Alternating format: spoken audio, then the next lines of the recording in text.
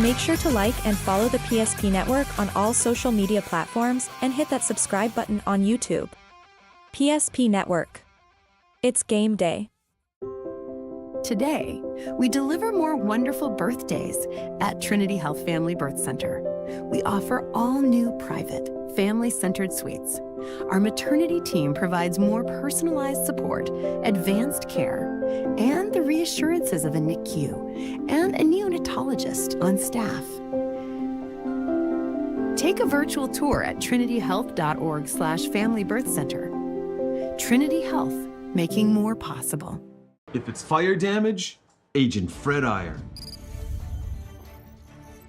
From burnt to unburnt, he does that.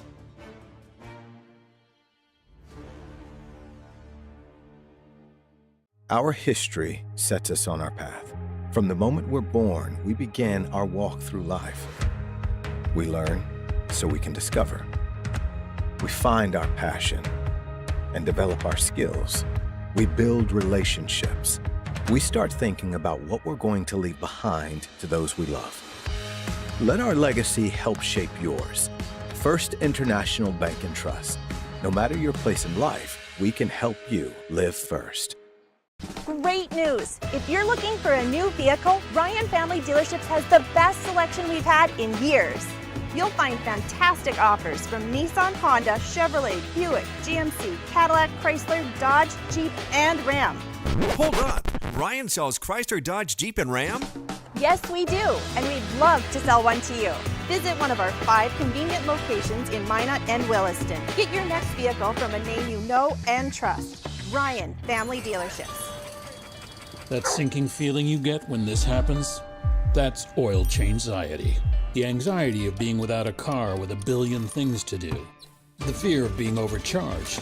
The stress of not knowing where to go or who to trust. But you never get those feelings at Valvoline Instant Oil Change, where you can watch us work right from your car, and we finish up in about 15 minutes. We changed your oil and did our 18-point safety check. Valvoline Instant Oil Change. Service you can see, experts you can trust.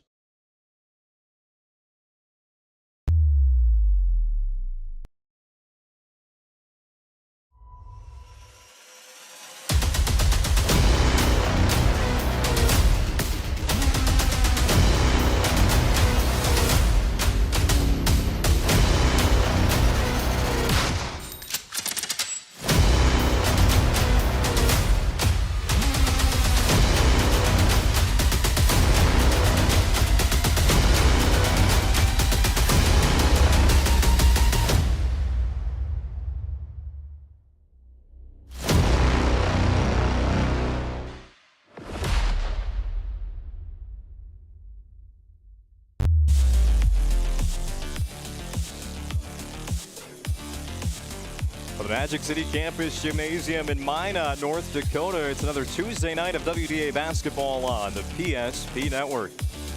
Welcome into the Valvoline Instant Oil Change pregame show with timely services that won't slow you down and no appointment needed. It's a stay in your car, drive-through oil change service.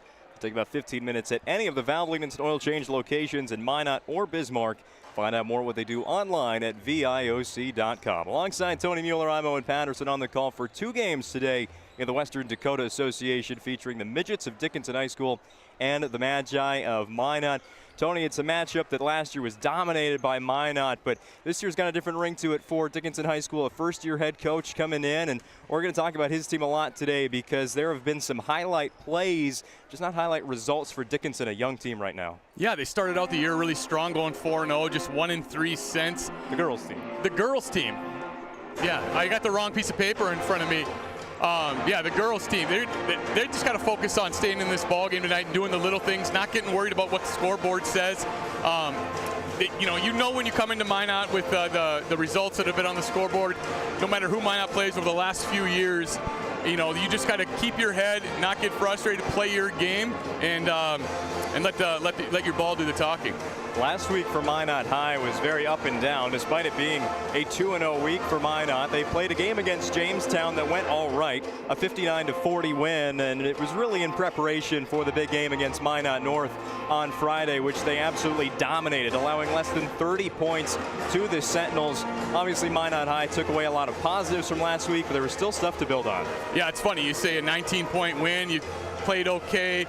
The standards are high for Minot High, and the boys and the girls. And then, you know, coming off of that Minot North game, the whole town was talking about that. And for both teams, from Minot's perspective, kind of getting back to the regular flow of the regular season, the nice stretch here into January, leading into February of the WDA games. The schedule gets a little bit tougher. Kind of just get back to normal, get that North game, no matter what the result was, kind of get it behind you and get back to basics. And yeah, it'll be a good test to see how focused Minot High is coming off the high of that one in town here. We'll take a look at the standings, rankings, the schedule, and more when we return on the Valvoline Instant Oil Change pregame show. Great news! If you're looking for a new vehicle, Ryan Family Dealerships has the best selection we've had in years. You'll find fantastic offers from Nissan, Honda, Chevrolet, Buick, GMC, Cadillac, Chrysler, Dodge, Jeep, and Ram. Hold up. Ryan sells Chrysler, Dodge, Jeep, and Ram? Yes, we do, and we'd love to sell one to you. Visit one of our 5 convenient locations in Minot and Williston. Get your next vehicle from a name you know and trust. Ryan Family Dealerships. Jersey Mike's slices your sub right in front of you, see? The slicer, the meat and cheese, it has a rhythm. This is the rhythm of the slice. The slice, oh yeah. The rhythm of the slice. This is the rhythm of the slice. The slice, oh yeah. Order for Danny? Sliced right in front of you. It's a Jersey Mike's thing, a sub above. Being in business for over 25 years, we've learned a lot about why local matters. Unlike those guys, we take pride in our work and back our tires with our Plus Plan guarantee to get the most out of your tire's lifespan. Are the tires the same size on all the sides? We strive to provide great value to our guests and lowest prices guaranteed. That's not good. Stop at a trusted tire and auto and get a set of tires from people you know and trust, and will even match those guys.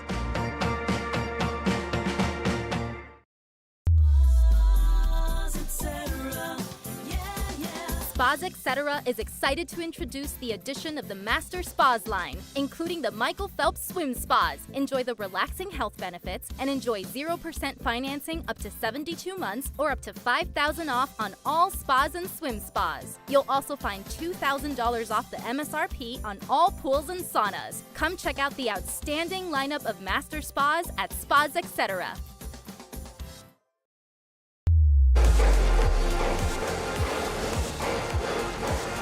Good friend and color commentator Bryce Gutnick, he's still going to be jealous because he missed out on the first night of the pep band at Minot North and the first night of the pep band here at Minot High. As big of a fan as he is of basketball, he's a bigger fan of the bands as well. I've been to a few concerts with Bryce. He's a music head, that's for sure. Continuing on with our Valvoline Instant Oil Change pregame show here from Magic City Campus Gymnasium. Let's set up the matchup by taking a look at the WDA standings, brought to you by Trusted Tire and Auto. Coming into the week 7 of the high school basketball season in North Dakota. Right now at the top, it's Mandan at 5-0. Minot High a half game back at 4-0. And with Century's loss last week to Legacy, it's just Mandan and Minot, the lone undefeated teams. You walked into the building, Tony, today, and you said, who's the team that's going to keep up with Minot High? Well, clearly the early favorite is that stingy defense of Mandan. Yeah, I'm really excited for that matchup. That's later this week, correct? Next week, next week Tuesday. Next week Tuesday, a tale of two different styles of play. One defensive minded, holding, like you said, about 40 points per game. Yeah. Their opponents, and Minot High, what do they score? It was here somewhere. 77. 77, almost 80 points per game. That is going to be a clash of the styles. Not to overlook this one, but yeah, that sets up for a nice little WDA matchup here in the future. Yeah, for Dickinson High School, 0-5 start in the conference. That's tied for 9th place with the Jamestown Blue Jays, a team that has played a couple of tough matchups so far. They just played those Mandan Braves their last time out on Friday, and Dickinson's shown the ability at times to score the basketball. It just comes down to playing a little bit better defense and moving up in those West Region standings. Yeah, well, it's not going to get any easier for them tonight trying to defend Minot High with the inside-out game that they have. Minot High presents all sorts of problems for everybody when they try to defend them. And, yeah, we'll see if they can hang in the ball game here tonight. How about how the media thinks things are going in North Dakota with the Division AA basketball poll brought to you by Jerome's Collision Center. Starting off on the right side of the screen with the girls' top 5. Again, this is from last Wednesday, so a new edition of the rankings will come out tomorrow. Minot High has been number 1 all the way. Bismarck Legacy, a nice win over Century to end last week. The Sabres keeping up there in the top 5. It does seem Fargo Davies a pretty good team there at number 5. It's really been that group all season long. We talk about the same teams every single week because it seems to be there's a clear top 5 this year in AA girls basketball. Yeah, that's why you got to play the games, though. You never know. It's still early in the season. A lot could happen. Obviously, Minot's already been bitten by the injury bug. You know, if you're at the bottom of those standings or you're not appearing in the statewide standings yet, you just got to keep your nose down and keep getting better every single day. And you never know what could happen once tournament time comes in if you're in position to make one of the state or the WDA. Let's take a look now at our Planet Pizza players to watch today. Planet Pizza has been serving the Magic City for over 25 years. Call now at 701-852-1700 to place an order. That's Planet Pizza. Looking at our players to watch today, and it's 2 players that have been scoring like crazy last week. We'll start with the Dickinson Midgets and sophomore Abby Prowse. 14 made threes, Tony, last week, including a school record 9 in one game against the Legacy Sabres. Please just put a hand up in the face of the shooter Abby Prowse today if you're Minot. Well, I'm sure Dickinson would take another 9 3-point made game tonight. That definitely would help take the load off her teammates. But yeah, 14 threes in 2 games. That's impressive, and I'm sure she's looking to have the same type of performance tonight. As for Minot High, Kinley Barch really dominated last week in the scoring department for the Midgets, shooting 56% from the field, another 8 threes for her, which is still a pretty high number, but almost half the amount of Abby Prowse, including 15.5 points per game. It just seems like Barch has filled in as that number 2 scorer with Fricky on the bench. Yeah, she's really stepped up over the last few games, and being able to get that many threes up that they're shooting and keep that percentage high, over 50%, you know, as a coach, you really can't ask for anything better than that. I mean, if you're shooting in the high 40s from 3 or from the field, you're doing well. So that just tells me Minot High's not forcing anything. They're not settling for looks. They're getting the right shot every time down, and the proof is in the pudding. We'll take a look at the Northern Plains Heating and Air keys to the game when we return the Valvoline Instant Oil Change pregame show on the PSP Network. Meet Gary. Gary is an ordinary guy, but right now Gary has car trouble. Gary doesn't know about magic towing. Don't be like Gary. Remember the name and the number. It's Magic Towing. We are here to help 24/7. Magic Towing in Western North Dakota. Don't be like Gary. Remember the name and the number. It's Magic Towing. The dictionary defines community as a group of people living in the same place or sharing common goals. Community is the largest part of our name, and we make it the largest part of our business. We support our local schools, organizations, youth programs, and local events from Bowman to Bismarck because we all share a common goal to better the quality of life in our communities. Come bank with us at Dakota Community Bank and Trust, your real community bank. Whether it's getting an education, making priceless memories, learning to play, playing to learn, or simply getting where you need to go, the team at Ackerman Estvold has been behind these projects and countless others, developing critical infrastructure, valuable spaces, and even some good old-fashioned fun. Entrusted with the things you know, but delivering more than you may realize. Ackerman Estvold, trusted for decades and decades to come. We often think of frontiers as pages in a history book, a time gone by.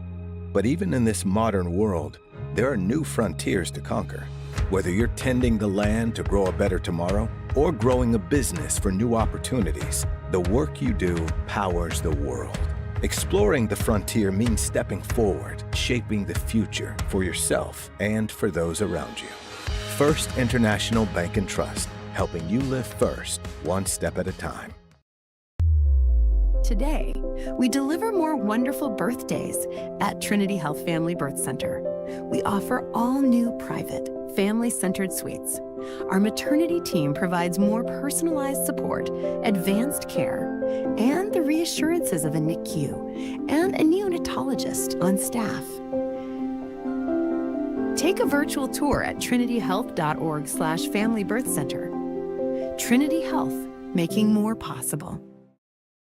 Why do I bank at First Western? Easy. They take care of their customers. That's right, Carson. You may be number 11 on the field, but at First Western, you and our customers are never just a number.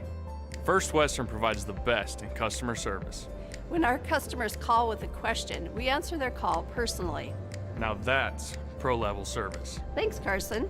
Professional, friendly, full-service banking is what you can count on at First Western. First Western, you can bank on us.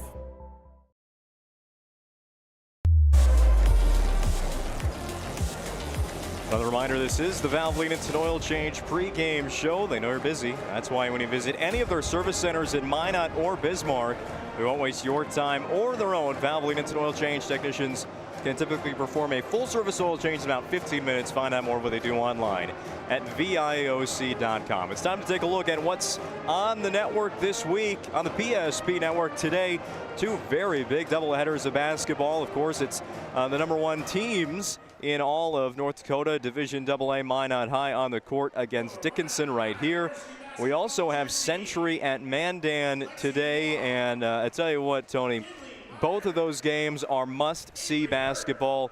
The girls' game because of defense, the boys' game because of the three-point shooting there. But you get to the back half of the week, and I know everybody likes to talk about how good the games are each night in the WDA, but we have a loaded Division B schedule this weekend. It starts on Thursday with a top 10 girls matchup in District 6 between the Central McLean Cougars and Washburn Cardinals.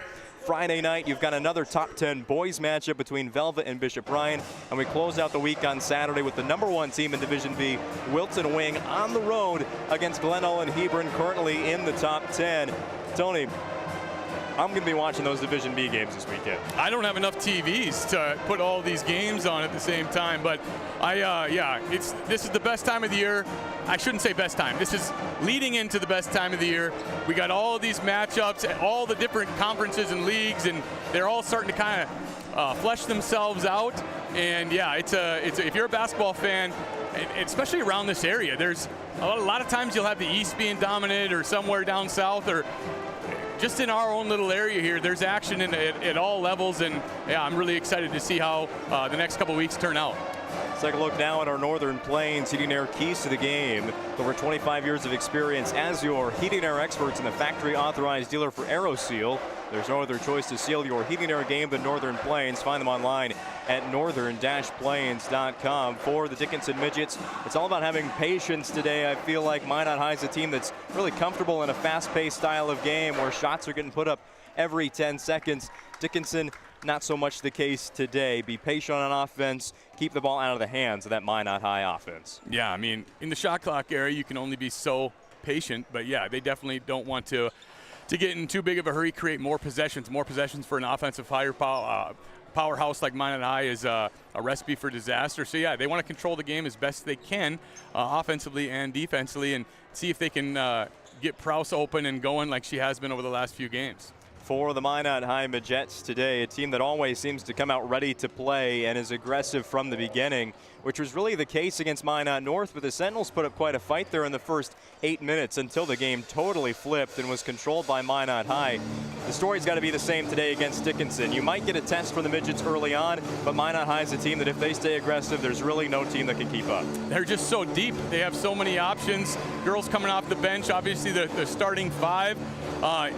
Somebody's shots might not be falling at the clip that they normally do, but If you're Jason Schwartz, you know you got a couple people that you can bring off the bench to provide that spark. They just got to do what they do, stay within themselves, play their game, and the results usually take care of themselves. Those are your Northern Plains Heating Air keys to the game. We'll take our third and final timeout here on the Valvoline Instant Oil Change pregame show. Come back with the starting lineups and tip-off from Magic City Campus Gymnasium. Owners in Bismarck and Minot seek transformation. ServPro's construction program brings both vision and precision. From that very first hammer strike to the final touch of paint, our dedication remains unwavering. It's not just about remodeling, it's about legacy. In Minot and Bismarck, ServPro is your partner in transformation. We don't just build back, we elevate every space.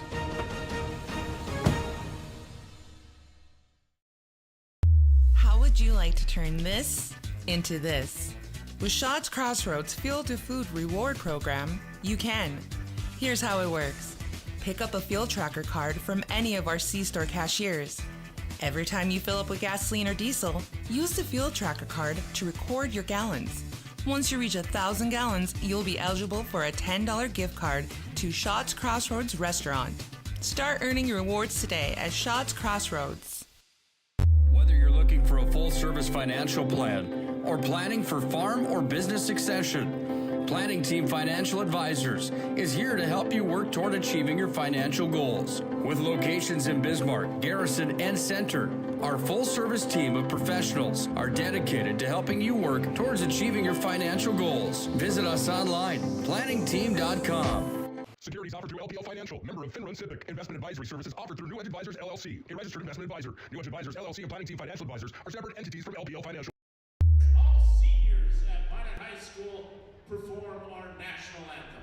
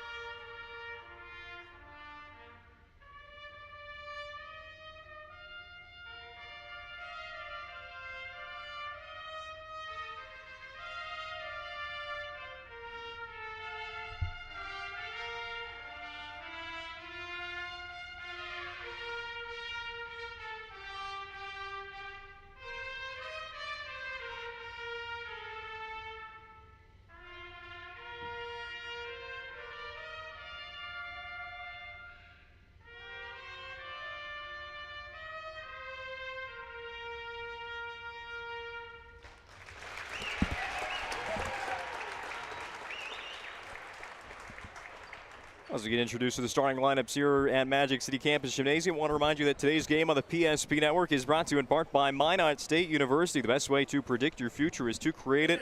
With over 100 areas of study at Minot State, you'll earn the degree for the career you desire. Be seen, be heard, be you at MSU. That's Minot State University. Scoreboard sponsor is BNC National Bank. With locations throughout North Dakota, Minnesota, and Arizona, BNC National Bank provides you with banking and wealth management services for your business and family. Visit BNC Bank online today at bnc.bank. Looking at the numbers a little bit more, the last time Dickinson was here in the Magic City Campus Gymnasium last season, Minot High, the offense was working every bit of it, scoring a school record 119 points. They probably won't replicate that again anytime soon, but the confidence that kind of gives you, is it a little bit too much confidence knowing that it was a school record-breaking performance last time at home, or is it just the right amount? Yeah, I think that can go two ways. I think it can give you the confidence, and it can work against you. They probably have forgotten about that. They've played so much in between then and now. I think they're just going to try to score more points than Dickinson, and that's the only goal. All right, again, this has been the Valvoline Instant Oil Change pregame show. Elsewhere tonight on the PSP Network from Mandan, the folks have already begun that game between Century and Mandan High School. For Minot High, this stretch of January is a big one. 4 out of their next 5 games will be against teams in the top 5 of the WDA girls basketball standings. And by season's end, the teams in the top 6 will get buys right into the quarterfinal round at the Bismarck Event Center. The rest, ranked 7 through 10, will have to play a play-in game to get theirs. And that's currently where Dickinson is sitting in those WDA standings we brought to you earlier, thanks to Trusted Tire and Auto. Teams ranked 7 and 8. They'll get home play-in games, so that is definitely on the mind of many there, including the Dickinson Midgets. Their starting lineup today for first-year head coach. Here's the sheet. First-year head coach Terrence Lockett. Terrence Lockett, yeah. Oh, there they are, over to my left. Terrence Lockett, starting lineup for the Dickinson Midgets today. It'll be Abby Prouse, Claire Rodakowski, along with Emily Dutke, Allie Stevenson, the 8th grader, and Lauren Seeley, the senior. Time for basketball here on the PSP Network. So I want to thank North Dakota Score Feed for helping us stay up to the minute with scores from around North Dakota as they happen. The Minot High going left to right in the home white uniforms. Maroon numbers and letters outlined in gold. Dickinson going from right to left in the road black jerseys. Orange numbers and letters outlined in white. Seeley versus Bell in the center circle. And we are underway with WDA basketball tonight on the PSP Network. First offensive possession for the Midgets. Pass it all the way around the three-point line against this Dickinson zone. Ball finds its way into the lane with Lily Bell, but a missed shot. Gets her own rebound out to Sydney Aberly off one dribble. Shot's good. I like the patience. Everybody touched the ball. For Minot, that's a really good way to start the game and not try to force anything, get everybody involved. For Dickinson, right away, it's Seeley for 3, and the Midgets have the lead. Nice little roll on the Minot High rims here to start the game for Dickinson.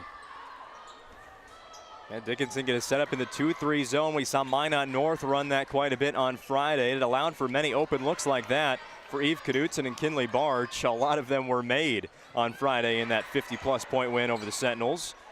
Another missed shot, but another opportunity for Minot High. Yeah, that's the problem when you run in, when you're playing zone. Is gets a little bit more difficult to find that body and box out. You turn around and not a lot of times they're there for you. Still 15 on the shot clock. Nice passing there from Barch to Aberly to Bell. The lead goes right back to Minot at 4-3. I mean, can't really ask for a better couple of possessions for Minot to start this ball game. Dickinson looking to again match Minot High's offensive start. Pass to Selly in the middle. Lauren Selly's got all 5 for Dickinson High. Yeah, another really good possession for Dickinson. Ball's not sticking, the ball is moving, and they're finding the open spot. The offense is working at 100% to start this game. Lily Bell keeps it going for Minot.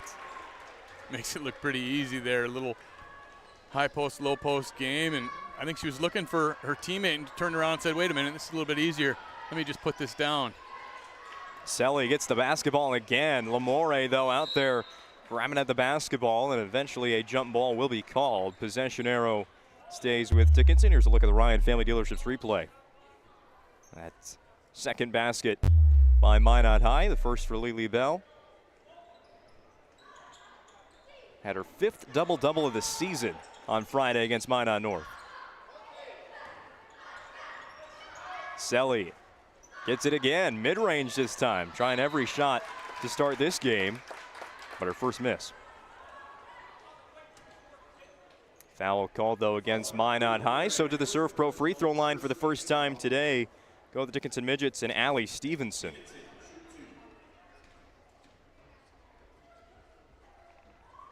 Stevenson in and out on the first attempt. It's not very often you see an 8th grader starting at Division AA. I know Minot High's had quite a few recently, but Stevenson, a young talent for Dickinson.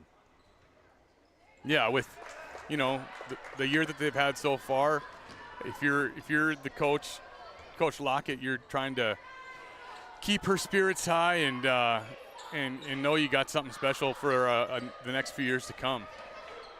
Goes 1 for 2 at the Surf Pro free throw line, so we're tied at 6 on the BNC National Bank scoreboard. Karula More to the free throw line. Nearly had it stolen away. One-handed pass into Bell, and she is just dominating this matchup against Claire Rodakowski. Yeah, doing her work early, establishing that position. Once you get the ball at where she did, there's really nothing any defender could do, even if they were taller. 4 early points for Lily Bell. Make that 6 actually. Stevenson, a screen from Kimora Phillips. Missed shot, but a rebound going out of bounds was Aberly. I like the hustle by Aberly there, but I think that ball would have just fell into Lily's hands. Gotta love the hustle, though, if you're Coach Schwartz. Sidney Aberly averaging 7 rebounds per game, which is a high number for the WDA, but second on the team behind Lily Bell's 11. Lamore got the steal there and was immediately fouled by Elias Zastapil. Yeah, you got to protect the ball if you're playing against Minot. All of their guards can defend, have active hands, make even the simplest passes difficult. 8-6 Minot on the BNC National Bank scoreboard. Right back to Lily Bell, but a missed shot. And the rebound there by Rodakowski. Dickinson still in a 1-possession game here with 3.5 minutes gone by, even with few defensive stops. There's a turnover, though. Back to Minot, and we got our first substitutions checking into the game. Everett Deshaw and Ariana Rude for Minot.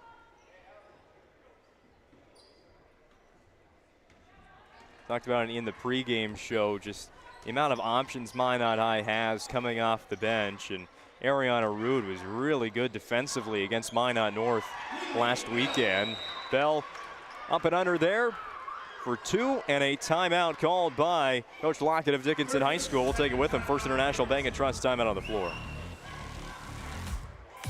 The foundation of the financial planning approach at Legacy Financial Partners is a personal relationship.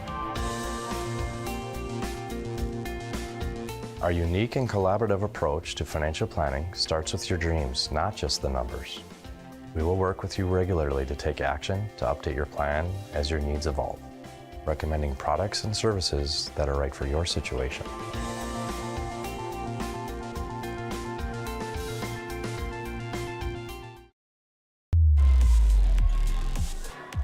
First International Bank and Trust, a full-service, family-owned, independent community bank built on the bond between their employees and customers.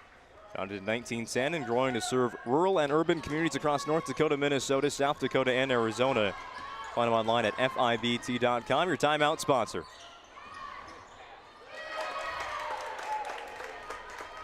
There's 2 for the Dickinson Midgets. Back to a 2-point game. And you know what, Tony? There's no Abby Prowse for Dickinson today. I was wondering. Not on the bench either. I really should ask that question. We should have done a Bell for 2. Little pregame. Yeah. But yeah, that was a really good job by Sell, breaking that press all by herself and finding her teammate for the layup. They break the press again, but it's a pass intercepted by Ariana Rude. Back to Aberly, over to Bell, long 3. First 3-point field goal today for Minot. Already into double figures. Yeah, what do you do with Lily Bell? I mean, she's scored pretty easily underneath, and she steps out for a 3. Now she has a steal and a layup on the other end. 15 of the first 17 now for Lily Bell, and another timeout called by Dickinson. 13:04 to go, first half. The Jets pulling away early.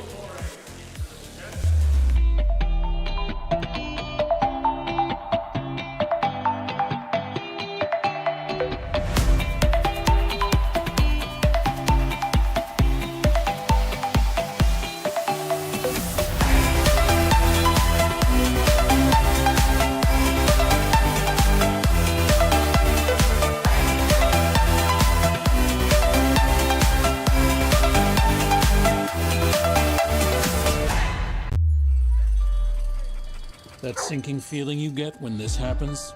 That's oil change-anxiety. The anxiety of being without a car with a billion things to do. The fear of being overcharged.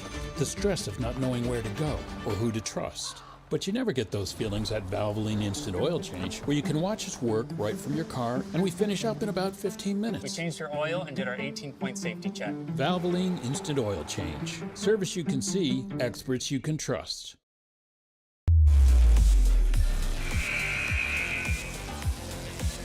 Thank you for tuning in today to high school basketball on the PSP Network. Minot High up 17-8 on the Dickinson Midgets. 13 minutes to go in the first half on the BNC National Bank scoreboard. Minot High brings in Camden Vardy off the bench. And Dickinson's having problems with the full court press. Lauren Selly, though, has been breaking it recently. Stuck there on the block, though, and Bell just waiting for that shot to go up and blocks it. Man, Lely's in one of those zones, I think, offensively and defensively, creating all sorts of problems for Dickinson. Even when they do a good job and they break the press, then she's waiting for them underneath. It doesn't look fun out there right now for Dickinson. At Ryan Dealerships, the commitment and respect for their customers is as strong today as it was 50 years ago. Experience the difference when you visit one of their 5 locations in Minot or Williston. It's going to be a shot clock violation. Phillips got that 3 away, but a second too late. Yeah, really good job beating her defender off the dribble, kicking it out to the open shooter. Just not enough time on that shot clock, but a possession that Dickinson can build off of. Still in the 2-3 zone are the Midgets. Minot High, I believe, has one time down the court not scored in this first half. Make it 2, huh? There we go. Selly, an entry pass to Rodakowski is stolen away by Bell. Looking up ahead to Carew Lamore. Right side layup is good for Minot. A double-digit lead, their largest so far in the game.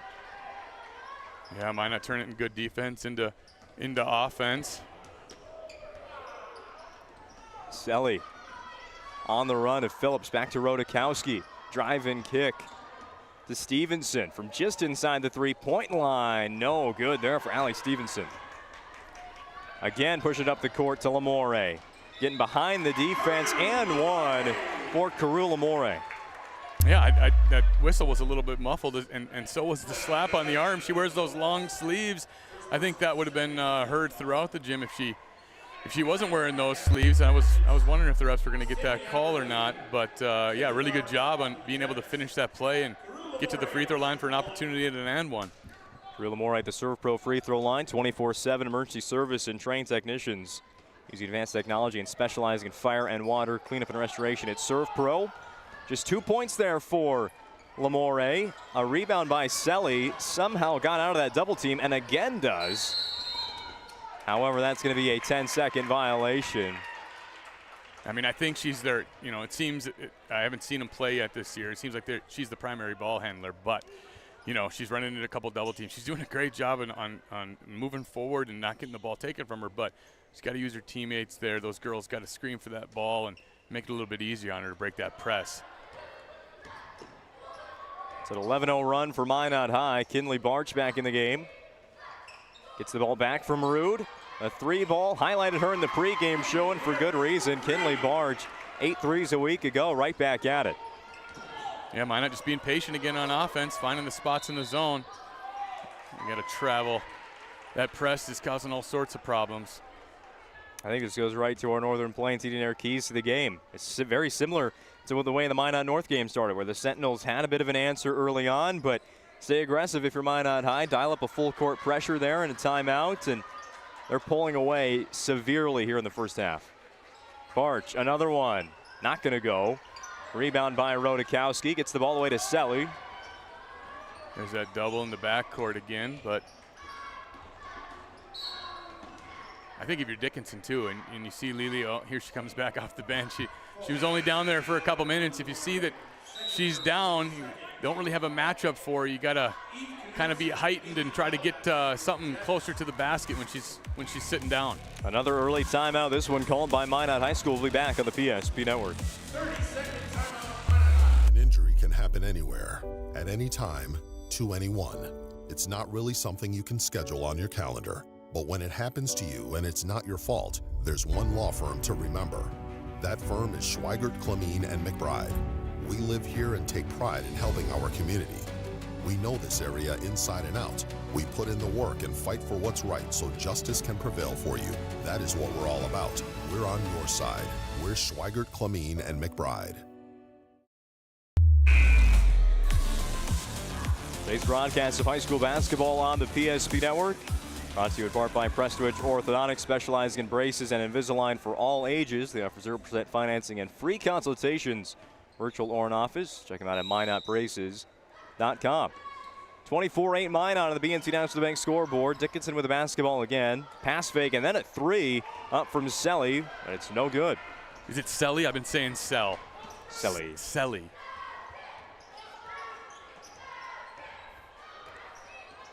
Borch gets a high ball screen there from Lily Bell. Out to Knutson. Baseline. Aberle for two. Good strong finish under the basket for Aberle. On the left side, used her right hand and muscled that in. Now 16 consecutive points for Minot. I wouldn't mind seeing Dickinson try to get out of that zone. It's obviously not working now, but. Rodakowski off the mark. 10 minutes remain in half number one. Bell out to Barch. Thought about a really long three. Gives it up to Bell in the corner. In and out. I think she was surprised, and everybody else was in the gym that was surprised that didn't drop either. Already 15 points in the first half for Lily Bell. Of course, the leading scorer in the WDA at 27 points per game. Phillips, nice move there, and a good pass as well, which leads to a foul, and it'll be a trip to the Serve Pro free throw line for Amaya Cunningham. Yeah, really good job. Dickinson's had some success beating their defenders off the dribble, creating some spots, some open spots on the court for their teammates. I think that's something they got to focus on moving forward. Cunningham misses the first of two from the Serve Pro free throw line. 24/7 emergency service and trained technicians. It's Serve Pro. Dickinson as a team 2 for 4 today from the charity stripe. And that ends a 16-0 Minot high run. Yeah, you got to make it for the charity stripe when you're playing Minot High. They say they're free for a reason. Easier said than done, but yeah, you gotta knock those free throws down. Eve Knutson yet to put up a shot in this first half, but moving the basketball, it finds Bell, and then Aberle open for a second. Gather, dribble, and 2 more points for Sydney Aberle in the first half. Yeah, really good job by Lily there, not forcing it, finding her teammate for the easier shot. Steal by Aberle, and then Rude with the layup. Nice little spark off the bench. Rude's been, especially since Fricky went down. Selly all the way. Trying to go with the right hand there over Bell, but not going to get it to fall. There's really not much that Coach Lockett can do for Dickinson High School right now. He took 2 timeouts early in the first half. You take another one, and that might be troublesome. Yeah, how many do you get in 5. 5 for the whole game, yeah. So you'd like probably 3 for the second half. Well, if it continues at this pace, a timeout in the second half is not going to do you much good, but. Long rebound goes to Rude. As Kinley Barch all alone up the floor. Another fast break layup good for Minot. 32-9 on the BNC National Bank scoreboard. There we go. Move the ball up the court via passing. Cunningham finds Rodakowski. Right up ahead now to Zastapil, and a missed shot. But the offensive board goes to Rodakowski. She's fouled. Be Claire Rodakowski shooting the free throws. Made one and missed one earlier in the first half.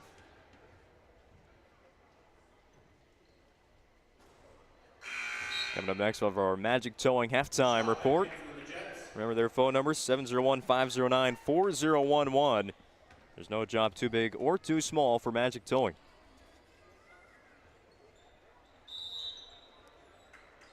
Rodakowski stepped on the free throw line there, over the free throw line, so missed both.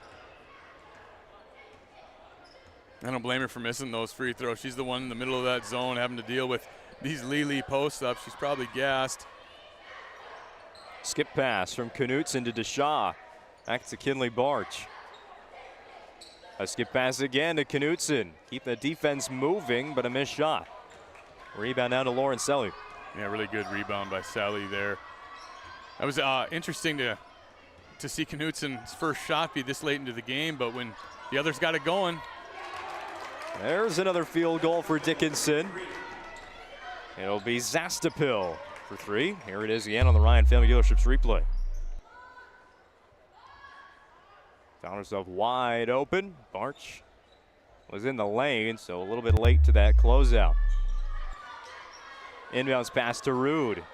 And the lead is back to 23. Just when Dickinson gets a little bit of life, Minot comes back and says, not so fast. Shot on the run there by Phillips. Nearly an offensive rebound by Zastapil, but Minot high. Outlet pass, and they're right down the floor. Knutson to Deshaw from the corner. Right to Lily Bell. Turnaround, it's good off the glass. 17 first half points for Lily Bell. And there is that third timeout called by Dickinson in the first half. We'll take a break again. First International Bank and Trust timeout on the floor. Stylists are trained to understand the nuances of cutting men's hair. Less pomp, more adore, huh, Brittany? Square face, wavy hair. Mid-fade with a textured top. Finish it off with the hard part and taper that neckline, coach. Cowlick, what's the move? It's not just all about hard work here. Hit all. 7, pressure, points, yeah! It takes expertise to be a sport clip stylist. Here? That's the spot! Right there, huh? Sport Clips, the pros in men's hair. Being in business for over 25 years, we've learned a lot about why local matters. Unlike those guys, we take pride in our work and back our tires with our Plus Plan guarantee to get the most out of your tire's lifespan. Are the tires the same size on all the sides? We strive to provide great value to our guests and lowest prices guaranteed. That's not good. Stop at a trusted tire and auto and get a set of tires from people you know and trust, and will even match those guys.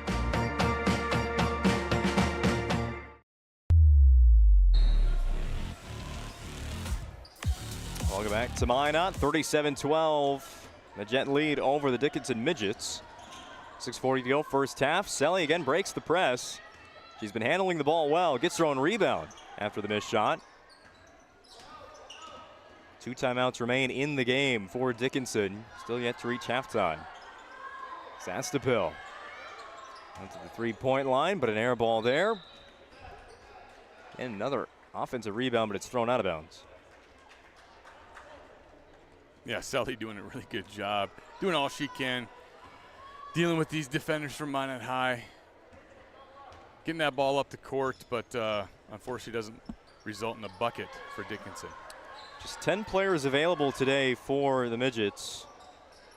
Out of the regular 15. Bell missed it. Haven't heard those words too often tonight. Bell and a miss. Yeah, she's one for her last 5, I think, from the field after starting out with those early 15 points. Sully, drive and kick to the three-point line. Zastapil stopped there by Barch. Down to 7 seconds to shoot. Tough shot there by Lauren Selly. Short of the rim. Rude with the rebound. Yeah, smothering defense from Minot High. Barch turns down a 3-ball to give it up to Lily Bell. Right back out to Shaw. Rude near side wing. That is no good. Now a scoreless stretch for both teams with 5 minutes to go in half number 1. Cunningham, nice. Draws the defense out to a corner 3 by Zastapil. Offensive rebound for Dickinson. Here's a 3 from Selly. Back iron. Another offensive rebound. Selly shot fake to the right. Straightaway 3 too strong. Nearly a third board there for the Midgets on that possession.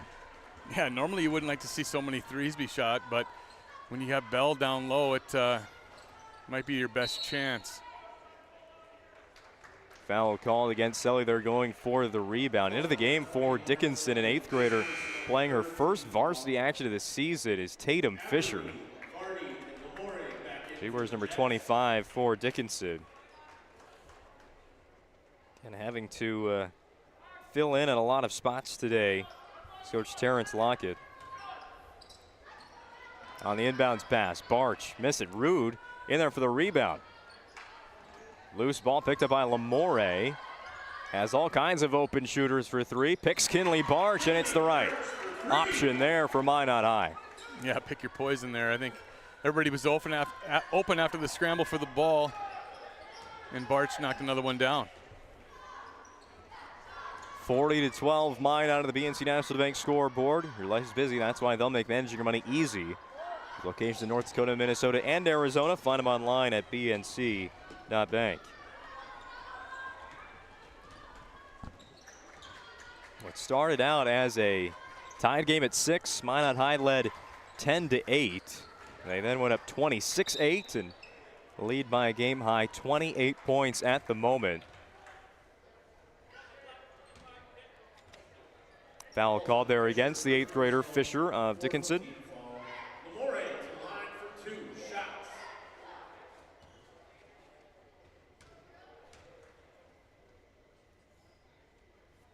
Lamore makes the first. Minot hasn't been to the free throw line a whole lot today. Now 1 for 2. That's what happens when your shots go in. Not a lot of trips needed to the charity stripe. 30-point advantage for Minot here at home against the Dickinson Midgets.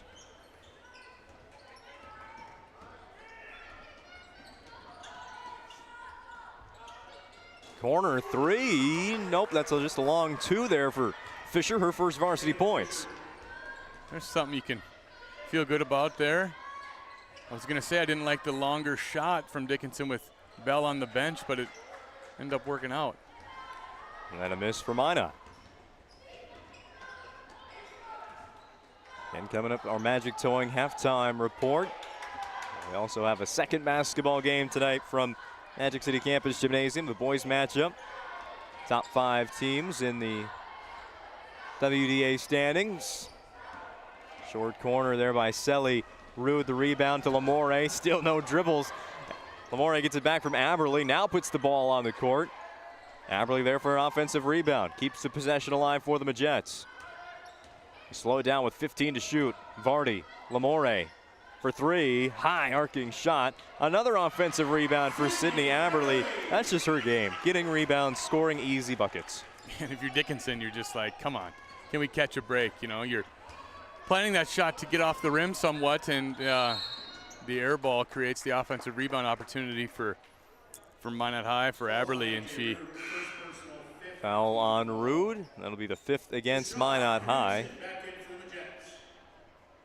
Eve Knutson and Everett Deshaw return to the floor for Jason Schwartz's Minot High Majettes. Off to an undefeated start this season. Selly thought about it for a bit and then takes the 3, contested. Rebound goes to Everett Deshaw.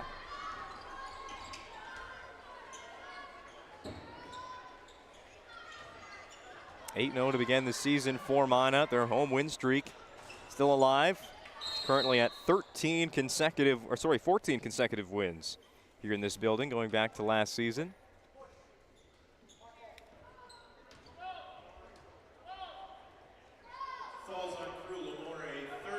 You know, we saw Selly break the press by herself a few times here early in this first half. She settled the last few times down for jumpers, for threes. I'd like to see her put her head down and see if she can get to the basket, maybe draw a foul, and attempt a little bit higher percentage shot. Dickinson today playing without a couple of players that have been in for significant minutes this season. Not only their leading scorer at 19 points per game, Abby Prowse, but also a junior and Jenna Nelson, a sophomore, and Emily Dutke, junior, and Macy Moe. What do you think's going on? And Ruby Valencia as well. And you know what? I missed that in the pregame. I did not ask that question. Why there would be so many people gone? It's that time of year. The flu bug's going around this neck of the woods, so very well could be out west as well. A steal by Knutson. 44-14 Majettes. Barch for 3. Knutson went for the offensive rebound. It's still loose. She's eventually going to get it and then get fouled by Claire Rodakowski. That's the first on Rodakowski today.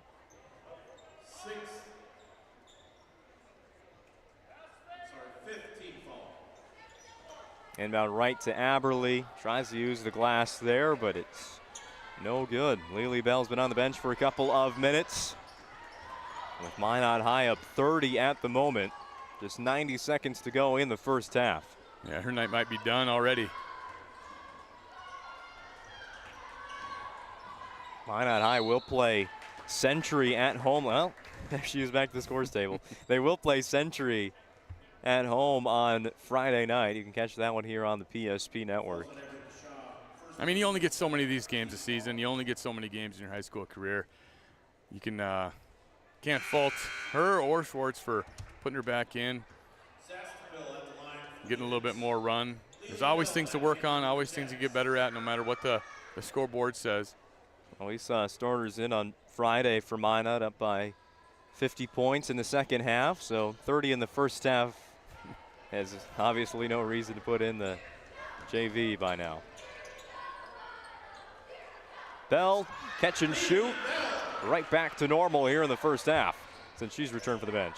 Yeah, it's just way too easy. She's doing her work early and establishing that post position. Like I said earlier, there's nothing that Dickinson's going to be able to do if she catches that ball so close to the hoop. Another foul by Minot High. Dickinson is in the bonus here for the remainder of the first half. The Stevenson shooting the free throws, 24/7 emergency service and trained technicians. Use advanced technology and specializing in fire and water cleanup and restoration. It's Serve Pro. Stevenson makes the first free throw.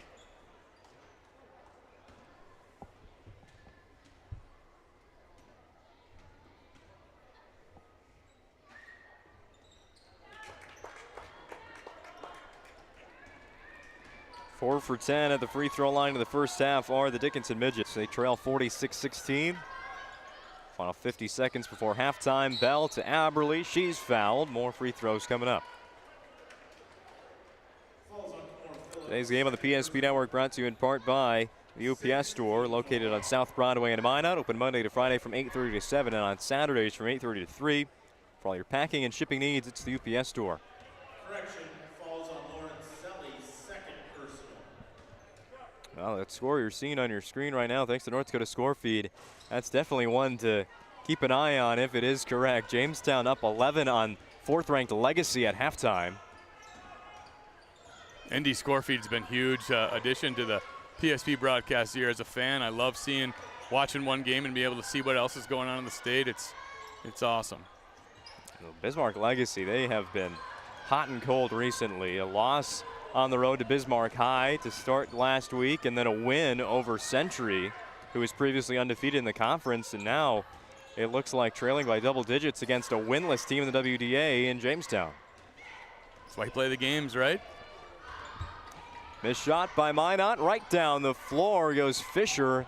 That's a missed layup. 2 seconds left. It's going to be a half-court shot needed from Deshaw before halftime. Oh, nearly got it to go, but the lead is sufficient enough for Minot at the moment, 46-16 as we go to half.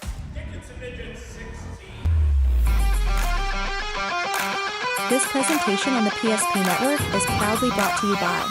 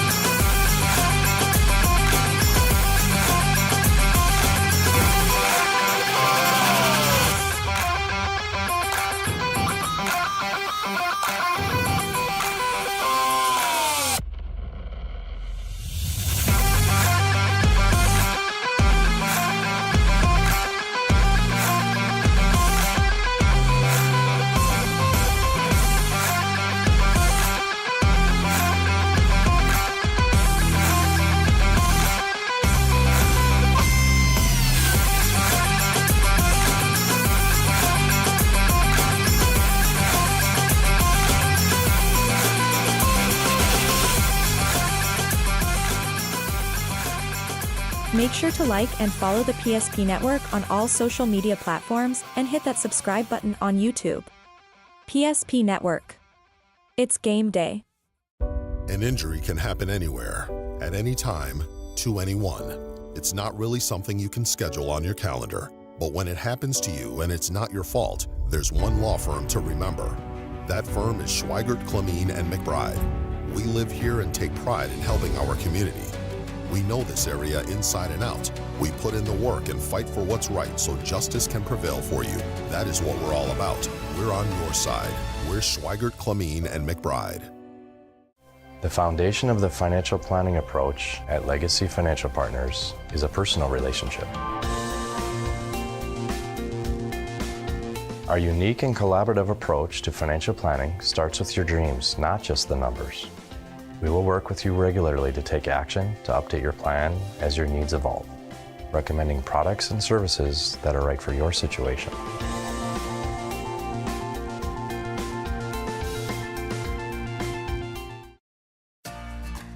For decades, Nodak Insurance Company has been serving our state's residents in good times and challenging times.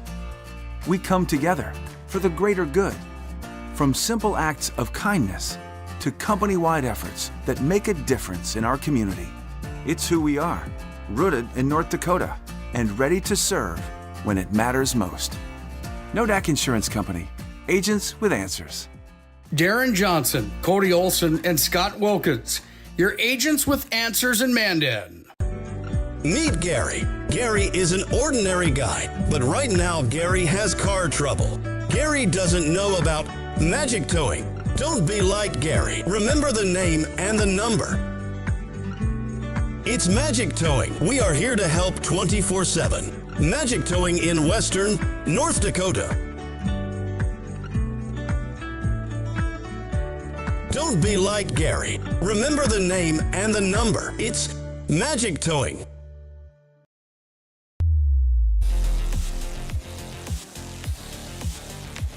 Time for the Magic Towing halftime report. Remember their phone number, 701-509-4011. There's no job too big or too small when you call Magic Towing. Mention PSP Network, you can save $50. Again, that phone number, 701-509-4011. A halftime score of 46-16 in favor of Minot over Dickinson. Tony got those first half stats for us. Yeah, leading the way for Dickinson was Lauren Selly with 7. Aaliyah Zastapil with 3, as well as Allie Stevenson chipping in with another 3 points. Amaya Cunningham had 1, and Tatum Fisher had 2. A little bit more on the Minot High side. Obviously, Lily Bell with 19 big ones. Kinley Barch had 8. Sydney Aberly had 8 as well. Carew Lamore had 6, and Ariana Rude had 5. Just 5 scorers for each team. But we might see some more bodies here in the second half for both squads. Yeah, thinking back on that first half, Dickinson was there. They had a 3-2 lead. They had a 5-4 lead, and it was even tied at 6 there. They were down 8-10 in the first half, and then it really wasn't a close game after that when Minot High installed the full court pressure. Obviously, that was really the big change in this first half. And Dickinson, while at sometimes they could beat it with Lauren Selly, it was just when she wasn't able to, Dickinson's offense, there was really nothing. Yeah, Minot High, it doesn't matter if they, whoever they bring off the bench, they're all kind of similar. They're all fast. They all defend. I mean, everybody talks about Minot High's offense, their offense, but the problems that they put on Dickinson in that first half with, like you said, their press and their defensive pressure in the half court. Yeah, after those first couple minutes, Minot High really locked in, and I don't want to say put the game away, but you'd probably be safe if you did say that. That was some scores from elsewhere in North Dakota. The WDA from the first half of girls basketball action, thanks to North Dakota Score Feed. It is legit. Jamestown an 11-point lead over 4th-ranked Legacy, 38-27 at the half. That's a Jamestown team in search of their first win in the WDA this season. Other scores we have in from half number 1. Bismarck St. Mary's at home against Minot North leads in the first half, 36-27. And also we're on the PSP Network from Mandan's Starion Gymnasium. It's the Braves leading Bismarck Century 24-19 at the half. And hey, we hyped up the defense there in that game. 43 total first half points. It's living up to what our expectations were. Buckets are hard to come by right now. down in, is that in Mandan you said? Yeah, that, I guess, you know, if you like defense, that'd be a fun one to watch. I prefer to watch buckets, but yeah, I'm interested to see how that one plays out. Well, if you do like offense, you're going to like our next game. Dickinson and Minot High, some of the highest scoring teams. Also give up quite a few points, which makes it a little more high scoring as well. That game is coming up next after our second half between Dickinson and Minot High. We'll be back after this commercial break on the PSP Network. Jersey Mike slices your sub right in front of you, see? The slicer, the meat and cheese, it has a rhythm. This is the rhythm of the slice. The slice. Oh yeah. The rhythm of the slice. This is the rhythm of the slice. The slice. Oh yeah. Order for Danny? Sliced right in front of you. It's a Jersey Mike's thing. A sub above. Spas Etc. is excited to introduce the addition of the Master Spas line, including the Michael Phelps Swim Spas. Enjoy the relaxing health benefits and enjoy 0% financing up to 72 months or up to $5,000 off on all spas and swim spas. You'll also find $2,000 off the MSRP on all pools and saunas. Come check out the outstanding lineup of Master Spas at Spas Etc. Why do I bank at First Western? Easy. They take care of their customers. That's right, Carson. You may be number 11 on the field, but at First Western, you and our customers are never just a number. First Western provides the best in customer service. When our customers call with a question, we answer their call personally. Now that's pro-level service. Thanks, Carson. Professional, friendly, full-service banking is what you can count on at First Western. First Western, you can bank on us.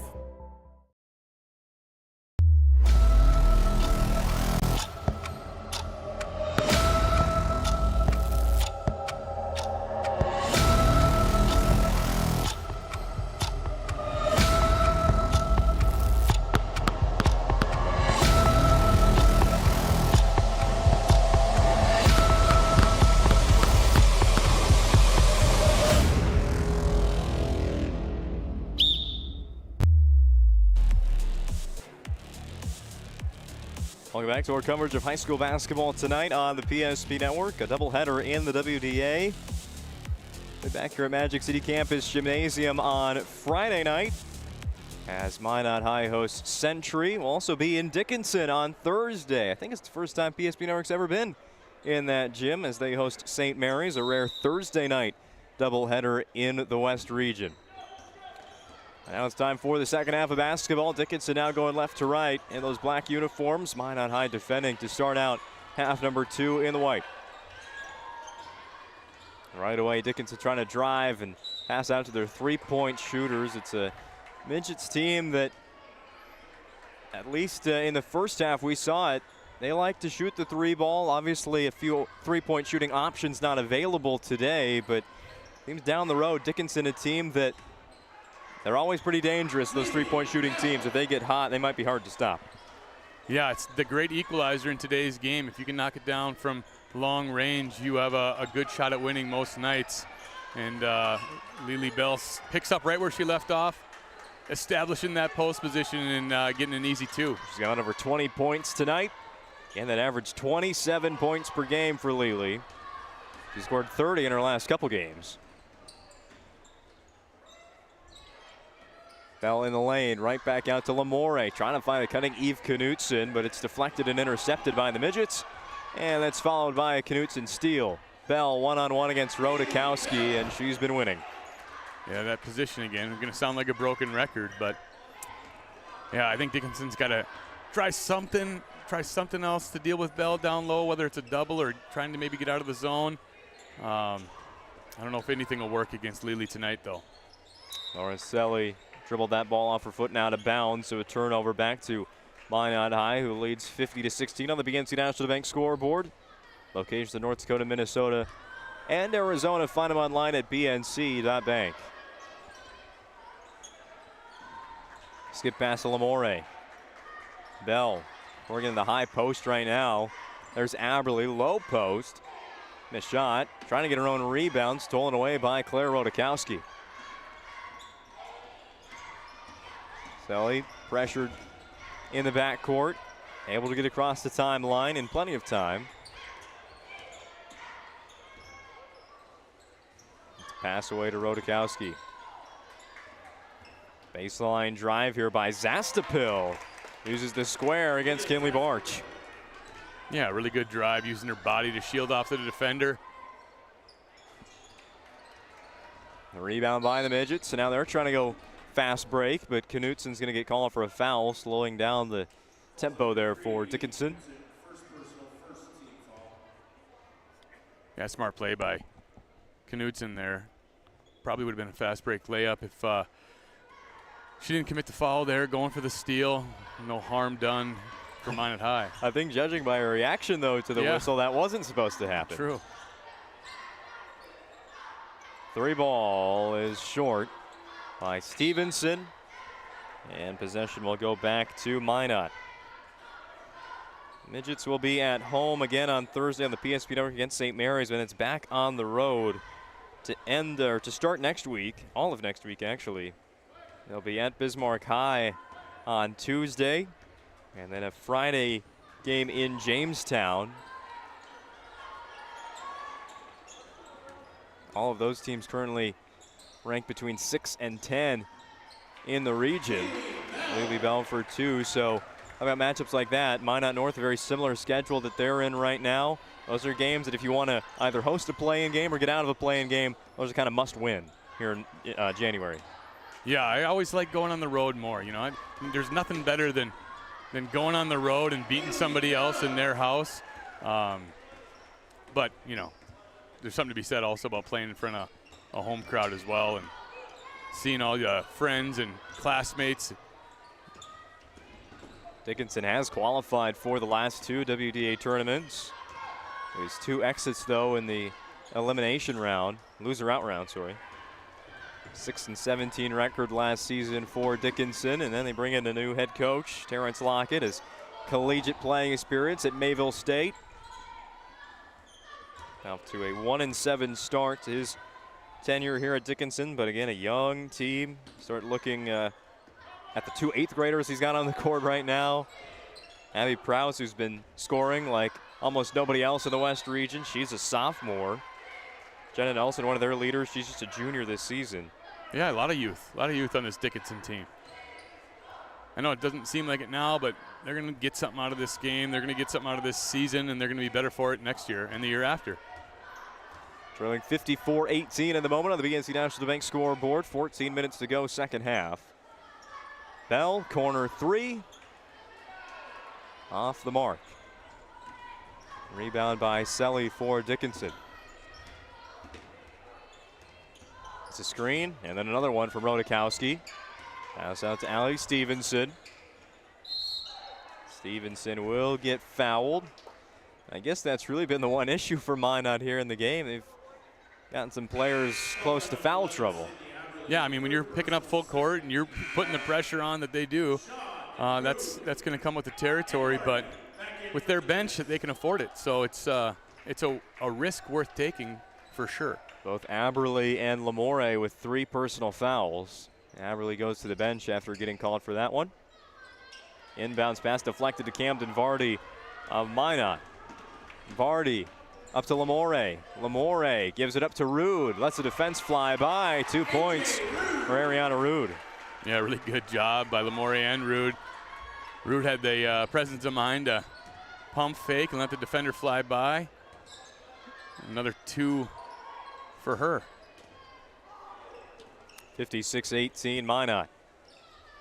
Selly to the free throw line, spins, right hand. Lamore denies that one. Here's a Ryan Family Dealerships replay of the fast break points for Minot. For 50 years, Ryan has been a trusted name for car buyers in western North Dakota. Shop their entire inventory at driveryan.com.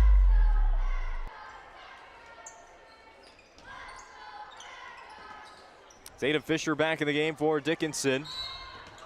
And nearly had it stolen away. The problem was Rude's going to get called for a foul. Yeah, Lamore had that clean steal, and she might have thought that foul went on her, but it was a body contact on Rude, and good call by the official. New shot clock for Dickinson. We've played 5 minutes of the second half already. Minot with 10 points to the Midgets, 2 since the break. Steal this time by Everett Deshaw. Deshaw looking for Rude, instead pass it to the right, and Vardy. And now Ariana Rude with it. Immediately goes into the lane to Lely. Back out to Shaw, missed 3, but an offensive board. Karula More, one-hand pass gets picked off, and tell you what, I've seen a lot of reactions from Coach Jason Schwartz. The worst one is when you get a one-handed pass intercepted. Yeah, no matter the score, he's going to keep coaching. You want to be able to make the right play no matter what the scoreboard says. Lamore will dribble it up the floor after Minot forces another turnover. Minot showing some patience here on offense. Get it to Bell in the middle of the lane, right out to Carew Lamore, who drains another 3. Carew now with 9. That is the 5th made 3-point field goal of the game for Minot. Timeout. Dickinson will take it with him on the PSP Network.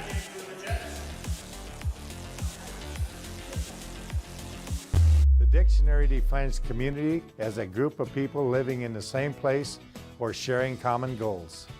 Community is the largest part of our name, and we make it the largest part of our business. We support our local schools, organizations, youth programs, and local events from Bowman to Bismarck, because we all share a common goal to better the quality of life in our communities. Come bank with us at Dakota Community Bank and Trust, your real community bank. Remember the last time you were certain that your bank had your back or would go the extra mile to give you the service and attention you need? Partnering with the right community bank can make all the difference. We like to think of a community bank as one that supports its local community. You need to know that whatever your financial future holds, your bank will be there to provide practical support. As a community bank, BNC National Bank will be there for whatever you need in the long haul. Reach out to our team today to learn more about how we're able to help you succeed. Member FDIC. From Minot, North Dakota, it's WDA basketball on the PSP Network. We're on the third game of 21 across the PSP Network this week. 21 games this week. 21 games. 19 basketball games, 2 wrestling duels. That wrestling broadcast Thursday night right here from Minot.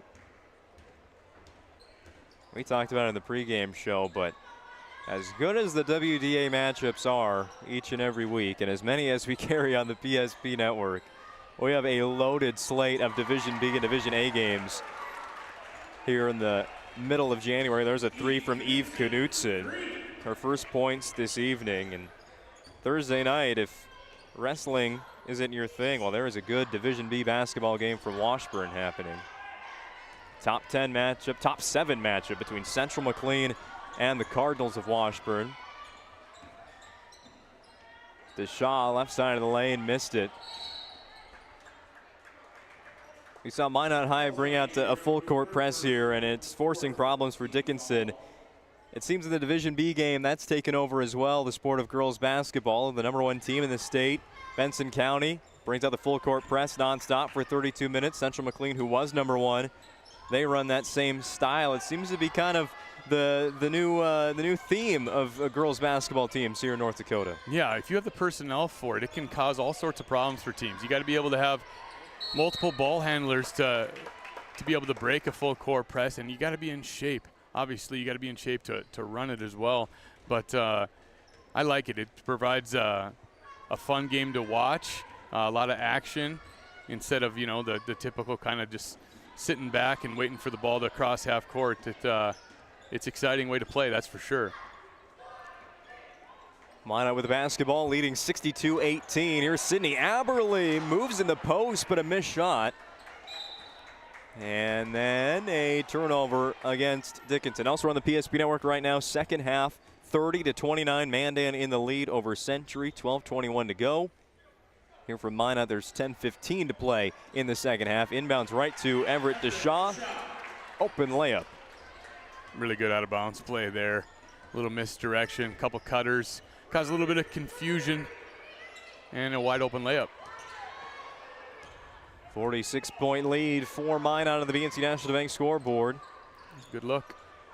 3 from Zastapil. Rebound deflected to Stevenson. Back to Zastapil. This time in mid-range. Again missed. Aberle grabs the rebound. Dickinson's creating themselves some better looks in the half court in the second half. They haven't converted any of them, but their action is good. They got to just stick with it. Aberle this time gets that shot to go from the edge of the paint. Sydney Aberle into double figures. She's strong down low. We talk about Lily all the time. She's the one in that position all the time when she's on the court, but Aberle's really strong and got good touch around the basket. 2 more for Tatum Fisher and Dickinson High School. Bell and Lamore back to the scores table for Minot. They'll come in here at this dead ball as we're just about to reach the halfway point of the second half. Today's game on the PSP Network is brought to you in part by Planet Pizza. Call now at 701-852-1700. There's no pizza like it, serving Magic City for over 25 years. Barch inbounding the basketball for Minot. Gets it out to Carew Lamore. Catch and shoot for 3. Offensive rebound by Eve Knutson. Top of the key, Barch. Far side, Lamore, right to Bell, on the block for 2 points. Closing in on another 30-point performance is number 30. She's at 29. As Minot High now in a 1-3-1 zone. Rarely see the Majets get out of a man-to-man defense. I think they're going to be going back to it as Selly hit a 3. Yeah, why not try some things, work on some things? If you're Minot High, now's the time to do it. They are dissecting the zone of Dickinson all night long. And now officially over 30 points today is Bell. 70-23 Majets on the BNC National Bank scoreboard. Selly sailed that one over the head of Rodakowski. There was a foul there on the baseline. It was offensive against Lauren Selly. Yeah, after she made the pass, a little bit of a contact there. A little bit of could have been some damage in the front row there. That pass had some heat on it.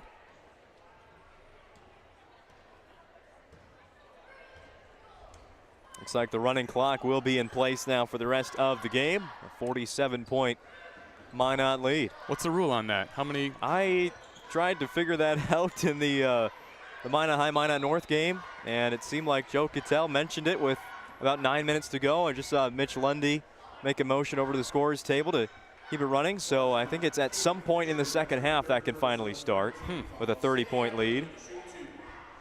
I'll have to try to dig into that myself.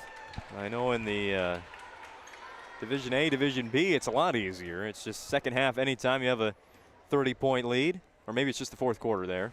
I don't know anything. Sydney Aberle with 2 made free throws.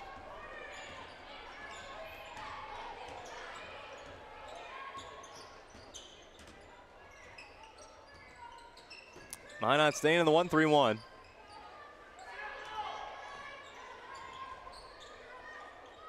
Three from Tatum Fisher, followed by a rebound by Kinley Barch. Tracked down that loose ball to the sideline. Lamore to Bell. They lost track of where she was. And a timeout called by Minot High, up by 50 plus on the BNC National Bank scoreboard. Whether it's getting an education, making priceless memories, learning to play, playing to learn, or simply getting where you need to go, the team at Ackerman Estvold has been behind these projects and countless others, developing critical infrastructure, valuable spaces, and even some good old-fashioned fun. Entrusted with the things you know, but delivering more than you may realize. Ackerman Estvold, trusted for decades and decades to come. Well, after scoring her 32nd and 33rd point of the night, Haley Bell heads to the bench for Minot. Still 7:17 to go. I think I spoke too early with her night being done, but in the first half. It might be now. Midgets with the basketball. Stevenson. Shot a little bit too long. Rebound eventually goes to Rude of Minot. So backwards to go forwards against the press. Put on there by the Midgets. Kinley Barch driving, gets fouled, and it'll be free throws for Barch. Still keeping our eyes on that game elsewhere on the PSP network. A good one from Mandan. Century just took the lead back 35-33 halfway through the second half. You can find that again on the other PSP network stream today. But if you do decide to go watch the end of that one, come back for our game between Dickinson and Minot High. Going to be a good one between the Magicians and Midgets.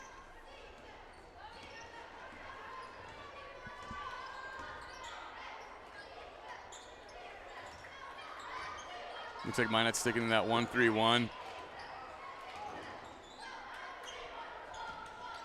Long two by Fisher.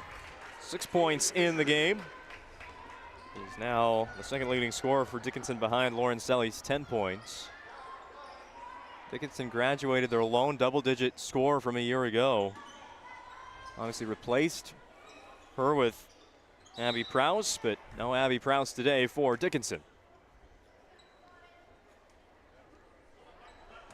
Coming up next, we'll have the planning team financial advisor, Shots Crossroads post-game show, and we're Sport Clips MVP, as well as the Magic City Home Leisure move of the game.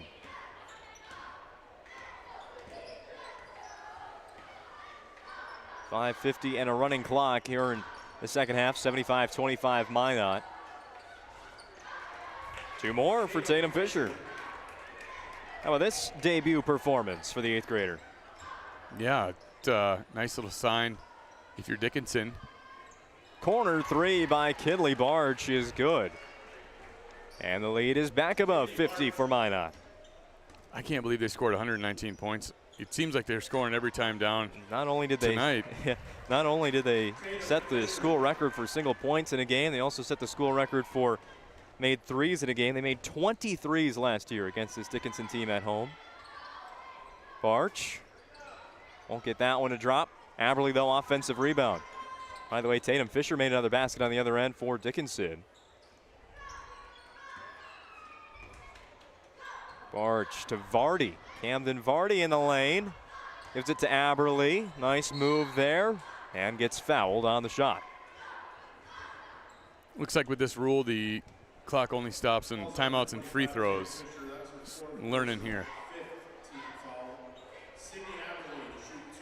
Sydney Aberley at the Surf Pro free throw line. Shoots 58%. 24/7 emergency service and trained technicians using advanced technology and specialized training. It's Surf Pro. So new players in the game for Minot with under 5 minutes to play in the game. Aberley misses the free throw. Got Pearl Aberley in the game for Minot, as well as Mackenzie Bachmeyer, an 8th grader, and Ava Knutson, an 8th grader as well. Alex Stevenson is Zastapil. Zastapil will get fouled, shooting two. Elias Zastapil, the sophomore for Dickinson. Falls on Everett Deshaw, third personal, 6th team foul. I think the scoreboard had that one wrong. And Deshaw's not in the game right now. Had to be on Aberley, no? And Deshaw's going to get subbed out okay, after her third. Brings in CC Stebic for Minot.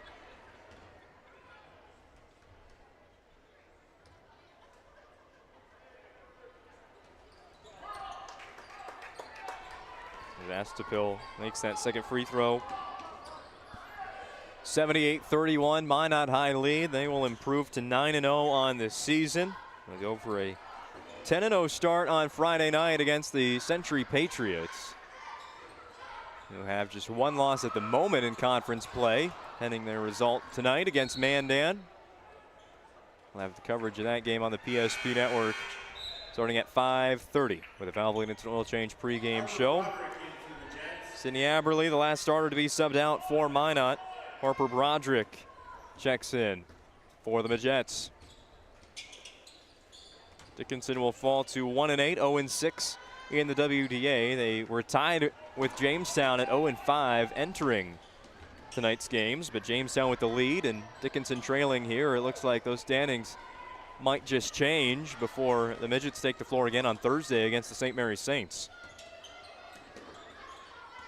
3.5 minutes remain. Lauren Selly, a little bit of an open look here for a three. That one's not going to go. Rebound by Bachmeyer. Sprinting down the floor, trying to go coast to coast. Sorry, that was Stevick. Steal by the Midgets.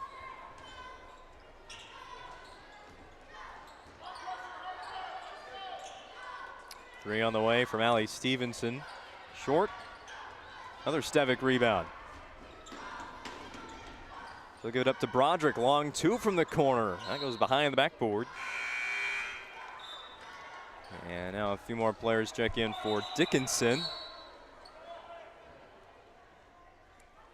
Say that last shot was blocked. Maura Phillips returns for the Midgets. So does Amaya Cunningham. And into the game for the first time for Dickinson. Sorry about that. Will be Reese Ryder, another 8th grader. And Reese Ryder in for the Midgets. More subs now for Minot. Seen just about everybody. Brooke Bedell wears number 15. Leah Dockin wears number 32. And Hadley Fall wears number 21. I'm not even going to try with these names. Pretty cool, though, for all these young girls to get some varsity minutes, get in the game, see what it's like to play under the bright lights.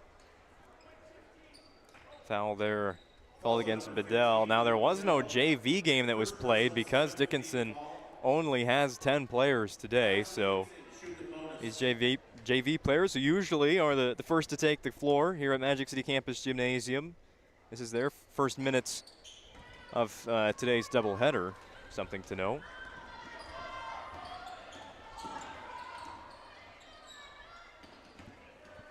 Bedell finds Broderick. Final 2 minutes of basketball today from Minot, at least in the girls' game. There's a three for CC Stevick, the 8th grader from downtown. It's got to feel good coming in, getting a couple big rebounds, pushing the ball, staying in the game, and you find yourself open and you knock it down.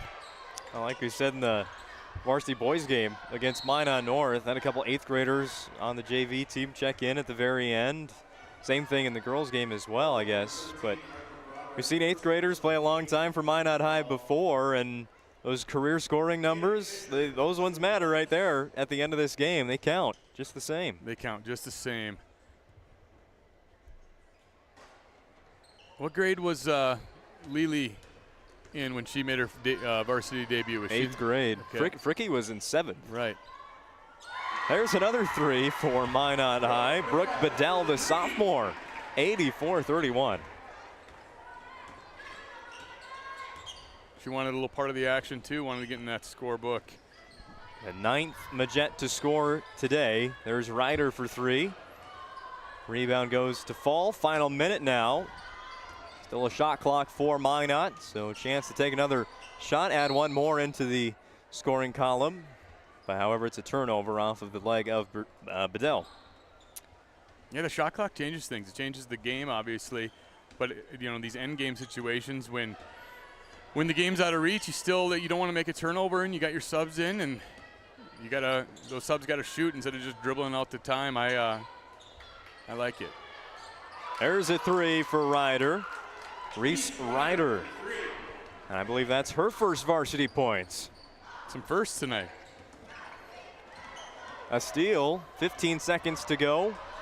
Now Allie Stevenson gets blocked by Broderick. And the band kids help give the ball to the referee. We have a chance to keep playing here. Clock running, 3 seconds, 2 seconds. Inbound, buzzer beater not gonna go. And it's an 84-34 win for Minot. We'll talk with our Sport Clips MVP next. And the Planning Team Financial Advisor, Shots Crossroads post-game show. This presentation on the PSP Network is proudly brought to you by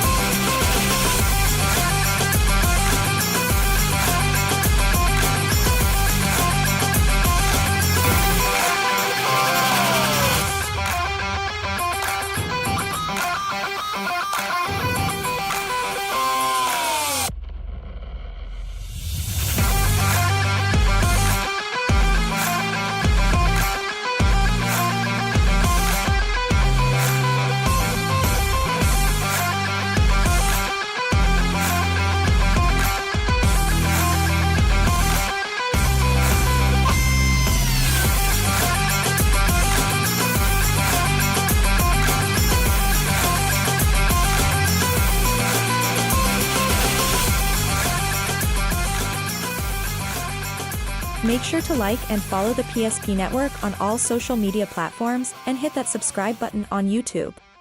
PSP Network. It's game day.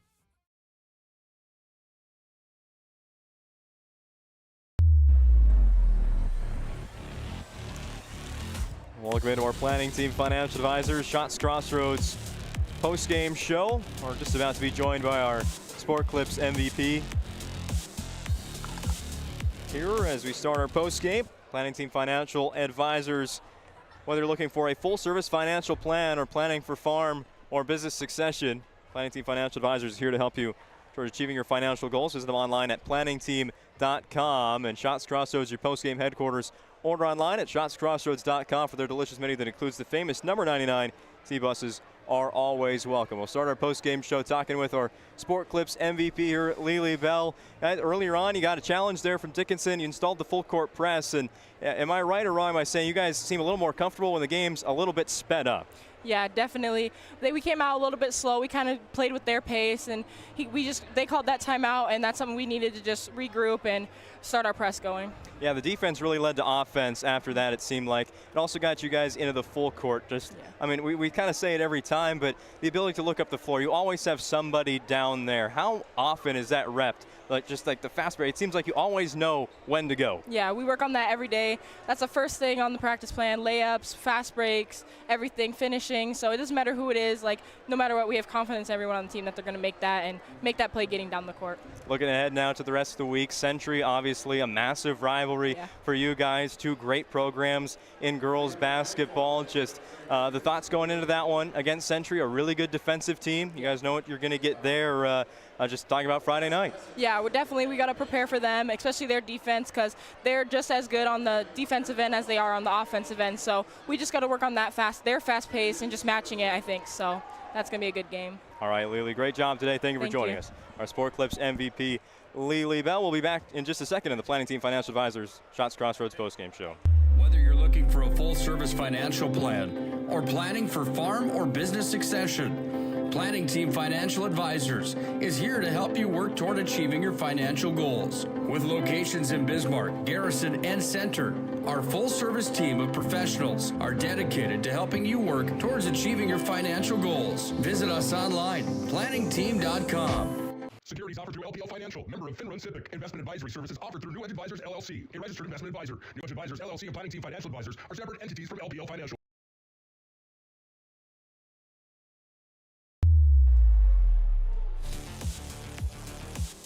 All right, it's time to take a look at the numbers from this one. Minot High, an 84-34 win over Dickinson to start our Planning Team Financial Advisors Shots Crossroads postgame show. Tony, take it away. All right, leading Minot in scoring, no surprise, our MVP of the game, Lily Bell, with 33 points. Kinley Barch had 12, along with Sydney Aberley. 10 points for Crew Lamore. Ariana Rude had 7. 3 for Eve Knudsen. Everett Deshaw had 2, and Cece Stevick and Brooke Bedell each had a 3-pointer to close that one out. For Dickinson, I think we missed a couple in the shuffle of the bench players getting in at the end there, but they were led in scoring by Tatum Fisher, had a good second half. She finished with 10, and Selly also had 10. Alaya Zestapool Pill had 6. Reese Ryder had 3, and Amaya Cunningham with 1 is what I have on. Allie Stevenson for 3, I believe they're as well for Dickinson to make that total of 34. We just spoke with our Sport Clip MVP, Lily Bell, who led the way again, like you said, with 33 points. How about our Magic City Home Leisure move of the game? I think we've fallen into kind of a pattern of not necessarily picking a specific play recently, but just a turning point in the game. And as we spoke about in that interview, the turning point today was when Minot High installed the full court press. Yeah, they just caused all sorts of problems for Dickinson, resulted in turnovers, sped them up, and that was kind of all she wrote as far as that goes. But, I mean, Lily did it on both ends. She was active on defense. She didn't just, it wasn't just her 33 points. She was active defensively, getting rebounds, being a presence down low, making it tough on Dickinson to drive the ball, kind of made him reliant on the three-point shot. It was really I don't have the rebounds and the blocks, but it was an all-around game for Lily for sure. That's Magic City Home Leisure move of the game. At Magic City Home Leisure, they are home and spa enthusiasts, excited to help you experience the fun and adventure that a quality hot tub, pool, or sauna can bring into your life. They also sell Old Houston and Brunswick billiard tables, as well as the Tropitone outdoor furniture at Magic City Home Leisure. Once again, your final score, Minot High 84, Dickinson 34. See the Midgets on Thursday night at home against Bismarck St. Mary's. Minot High improves to 9-0. We won't see them again until Friday when they host Century in an always fun-to-watch girls basketball rivalry right here from Magic City Campus Gymnasium. The boys' game is next, a little bit ahead of schedule, so they're yet to take the floor. Surprised the band hasn't started playing yet to give us some between-game entertainment, but we will be back shortly on the PSP Network with Game 2 of our WDA doubleheader. Our stylists are trained to understand the nuances of cutting men's hair. Less pomp, more adore, huh, Brittany? Square face, wavy hair. Mid-fade with a textured top. Finish it off with a hard part and taper that neckline, coach. Cowlick, what's the move? It's not just all about hard work here. Hit all. 7, pressure, points, yeah. It takes expertise to be a Sport Clip stylist. Here. That's the spot.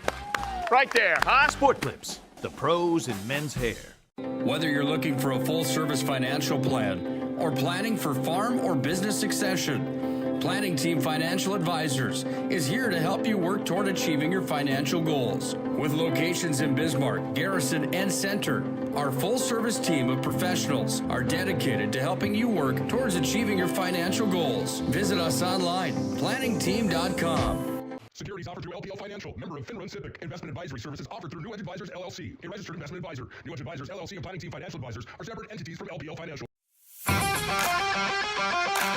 This presentation on the PSP Network is proudly brought to you by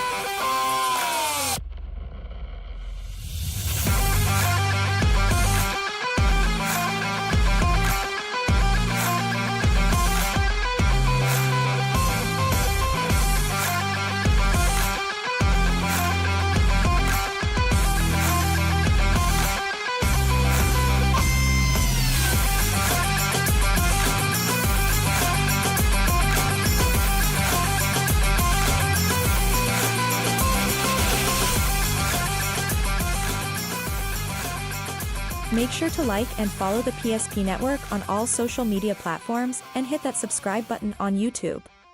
PSP Network. It's game day.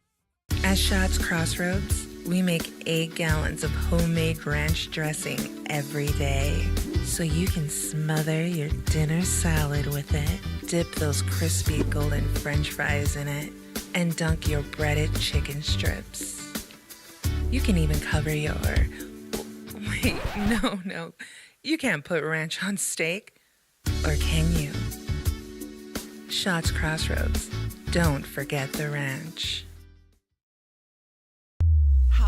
The dictionary defines community as a group of people living in the same place or sharing common goals. Community is the largest part of our name, and we make it the largest part of our business. We support our local schools, organizations, youth programs, and local events from Bowman to Bismarck because we all share a common goal to better the quality of life in our communities. Come bank with us at Dakota Community Bank and Trust, your real community bank.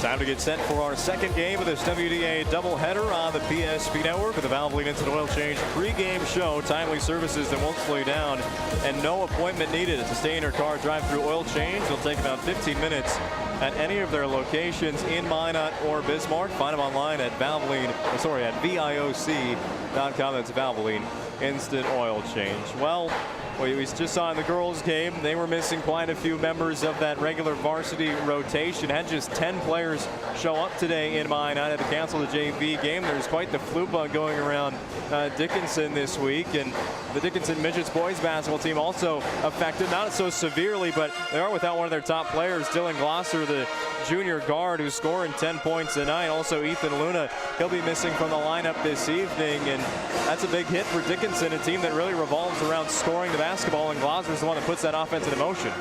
Yeah, I mean, any game in the WDA, you want to have your full squad. You especially want to have it against a team like Minot High.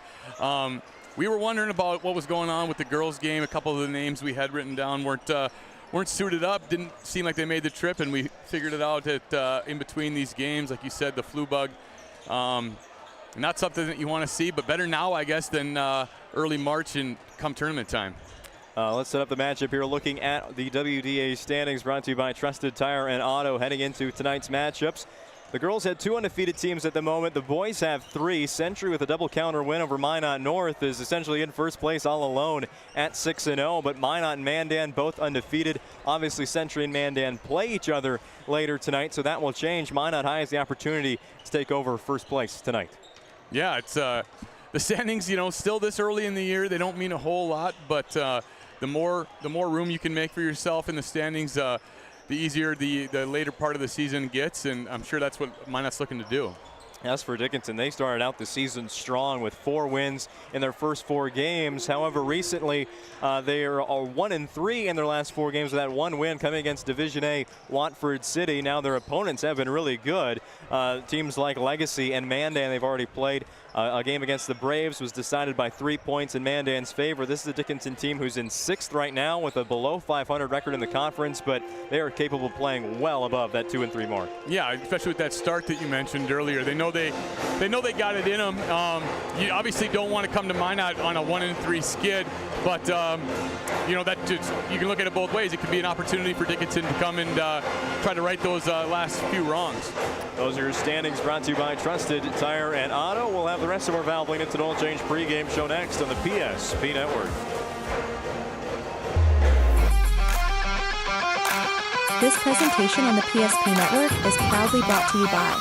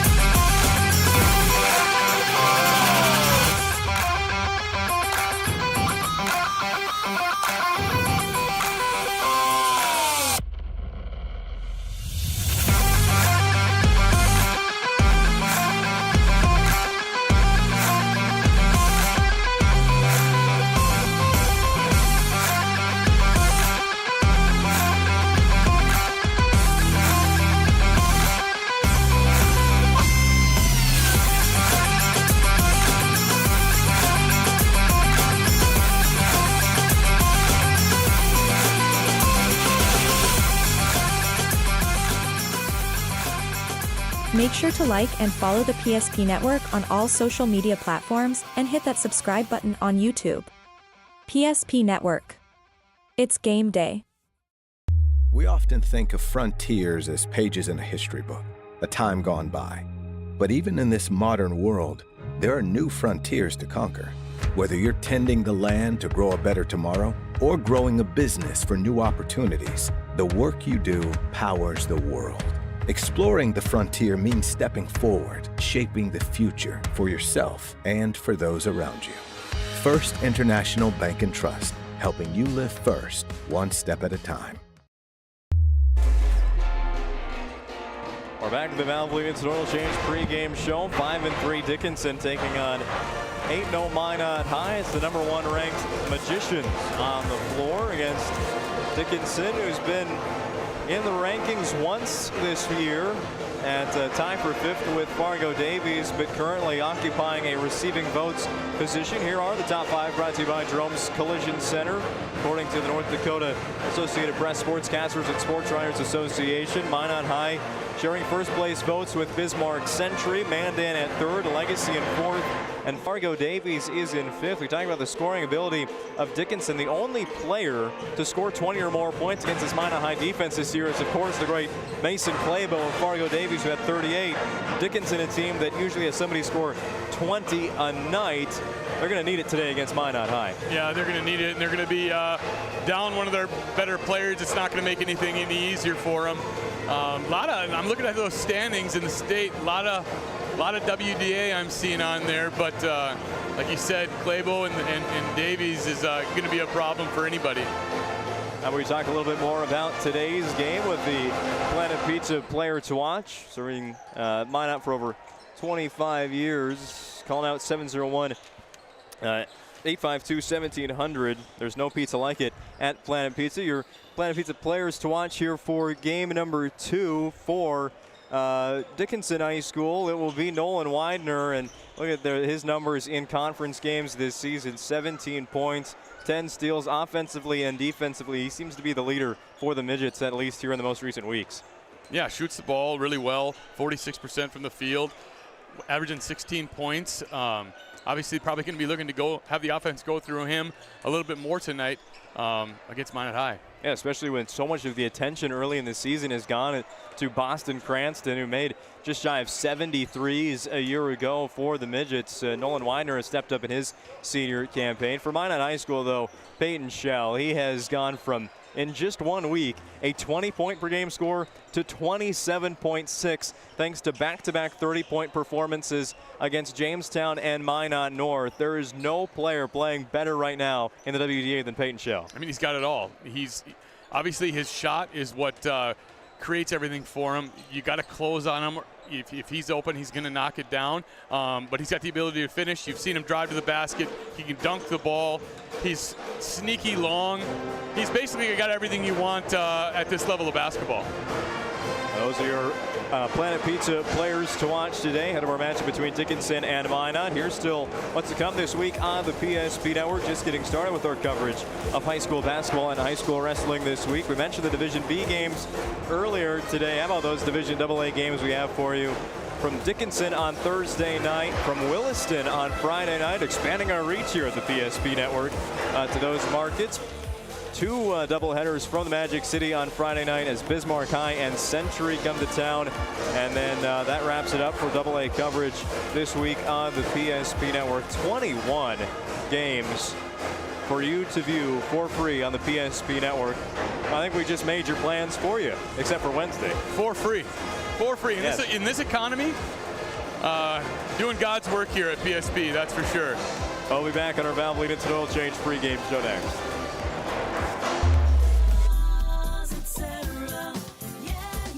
Spas Etc. is excited to introduce the addition of the Master Spas line, including the Michael Phelps Swim Spas. Enjoy the relaxing health benefits and enjoy 0% financing up to 72 months or up to $5,000 off on all spas and swim spas. You'll also find $2,000 off the MSRP on all pools and saunas. Come check out the outstanding lineup of Master Spas at Spas Etc. Great great news. If you're looking for a new vehicle, Ryan Family Dealerships has the best selection we've had in years. You'll find fantastic offers from Nissan, Honda, Chevrolet, Buick, GMC, Cadillac, Chrysler, Dodge, Jeep, and Ram. Hold up. Ryan sells Chrysler, Dodge, Jeep, and Ram? Yes, we do, and we'd love to sell one to you. Visit one of our 5 convenient locations in Minot and Williston. Get your next vehicle from a name you know and trust. Ryan Family Dealerships. Jersey Mike's slices your sub right in front of you, see? The slicer, the meat and cheese, it has a rhythm. This is the rhythm of the slice. The slice. Oh yeah. The rhythm of the slice. This is the rhythm of the slice. The slice. Oh yeah. Order for Danny?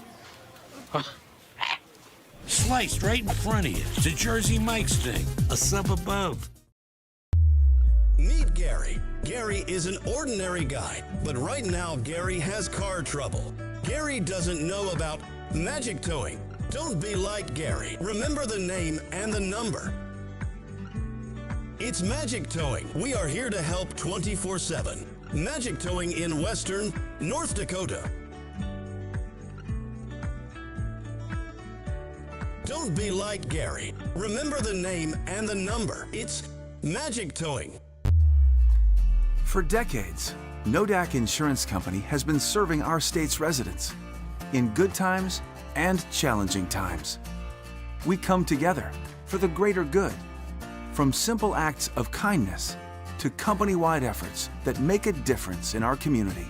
It's who we are, rooted in North Dakota and ready to serve when it matters most. Nodak Insurance Company, agents with answers. Darren Johnson, Cody Olson, and Scott Wilkins, your agents with answers in Mandan. The foundation of the financial planning approach at Legacy Financial Partners is a personal relationship. Our unique and collaborative approach to financial planning starts with your dreams, not just the numbers. We will work with you regularly to take action to update your plan as your needs evolve, recommending products and services that are right for your situation.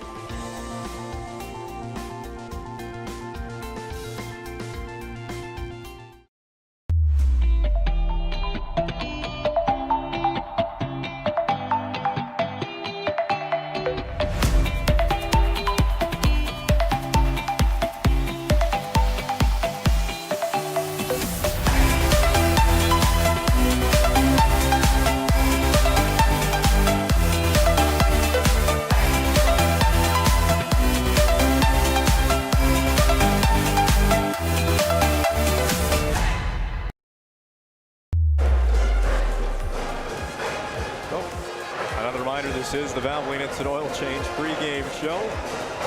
Tiley Services, it won't slow you down, and no appointment needed. Stay in your car, drive through oil change service at Valvoline Instant Oil Change. The Minot Hines band, they have more instruments than I think anybody. They even have a vocalist singing songs in the pep band tonight.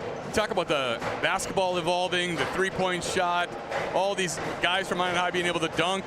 That band is talk about evolving. Back when I was playing, the band was 3 trumpets and a drum kit. Now, seriously. All right, let's take a look now at our Northern Plains Heating Air keys to the game for Dickinson. We'll start with them. Obviously, this is a game we're going to hype up the offenses because they are legit. And Dickinson, they seem to be the team that needs to start the scoring today, keep up with the Magi early on. Yeah, I mean, every game Minot High's played, that's the scouting report, is you got to be able to score the ball. With Shell and Winchesky, that two-headed monster in the backcourt for Minot High, you got to be able to put the ball in the hole at a high clip, or Minot is going to have that advantage.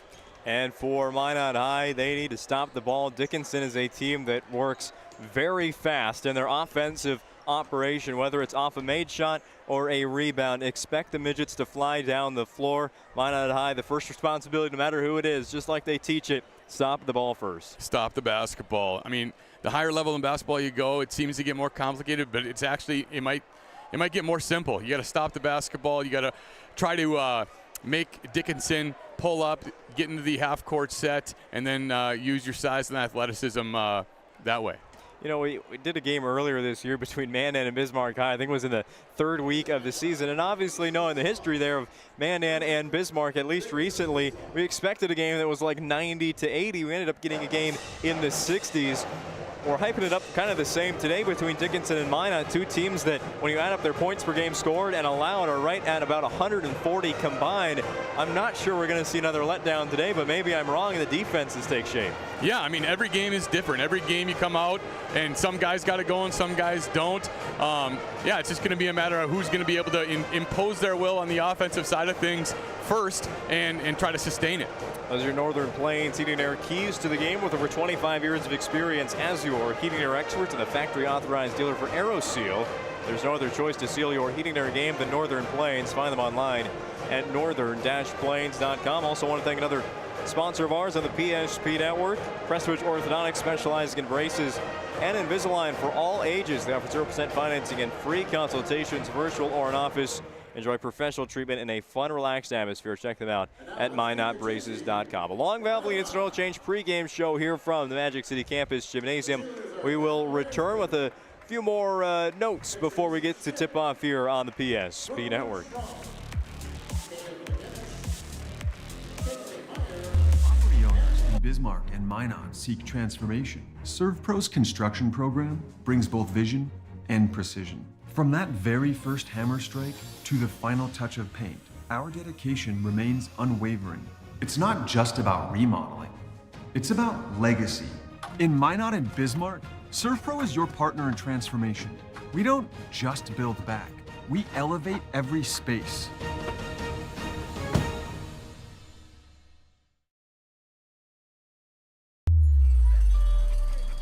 That sinking feeling you get when this happens? That's oil change-anxiety. The anxiety of being without a car with a billion things to do. The fear of being overcharged. The stress of not knowing where to go or who to trust. But you never get those feelings at Valvoline Instant Oil Change, where you can watch us work right from your car, and we finish up in about 15 minutes. We changed your oil and did our 18-point safety check. Valvoline Instant Oil Change. Service you can see, experts you can trust.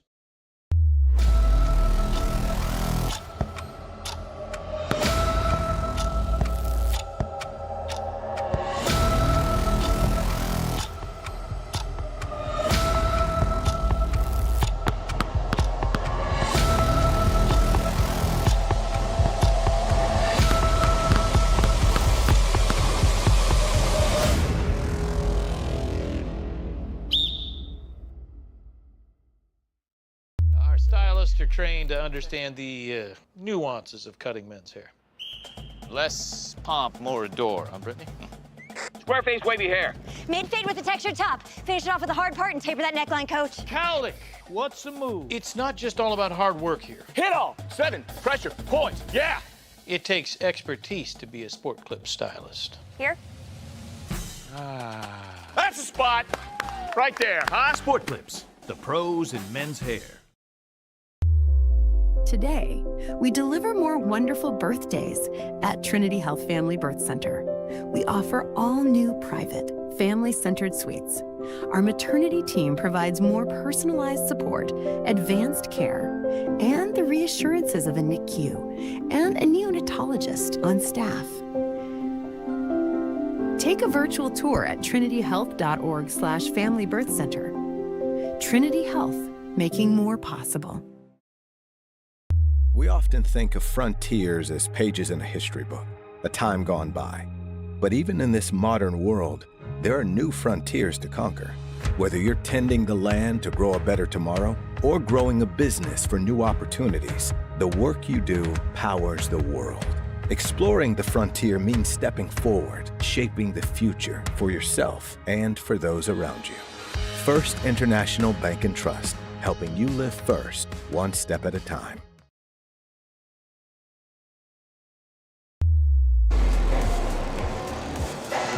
Well, we found who's been singing the songs. There's the vocalist in the band. Also plays the bass drum.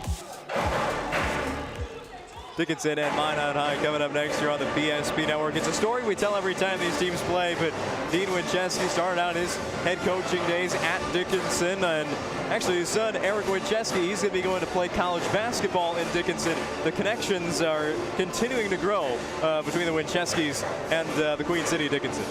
Yeah, I mean, you can play him 20 times over 20 years, and there's no way that this game doesn't mean a little bit more to the Winchesky family. You're coming off, like we said before the girls' game, the big anticipated matchup with Minot North, and then you get to come and play your old school in Dickinson.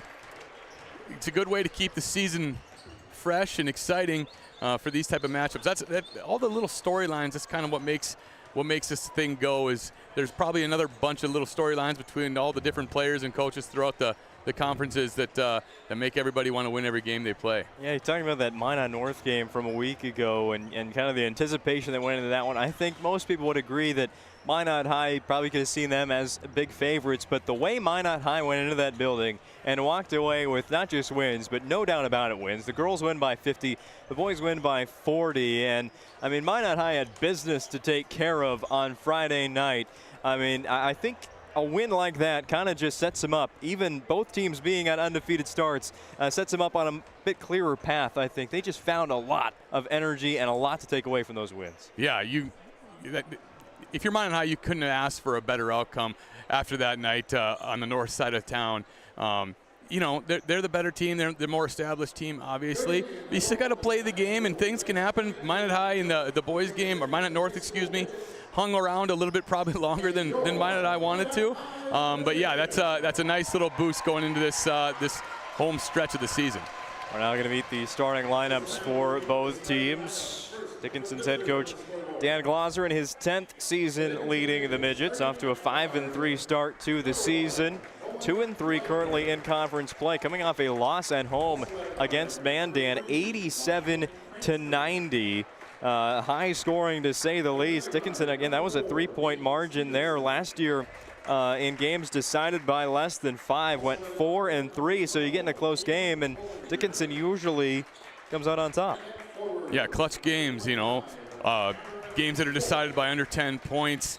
I mean, you can take a lot away from a 3-point loss when you score 87 points against a good team like Mandan. I think that loss can even give them confidence coming into a game like today.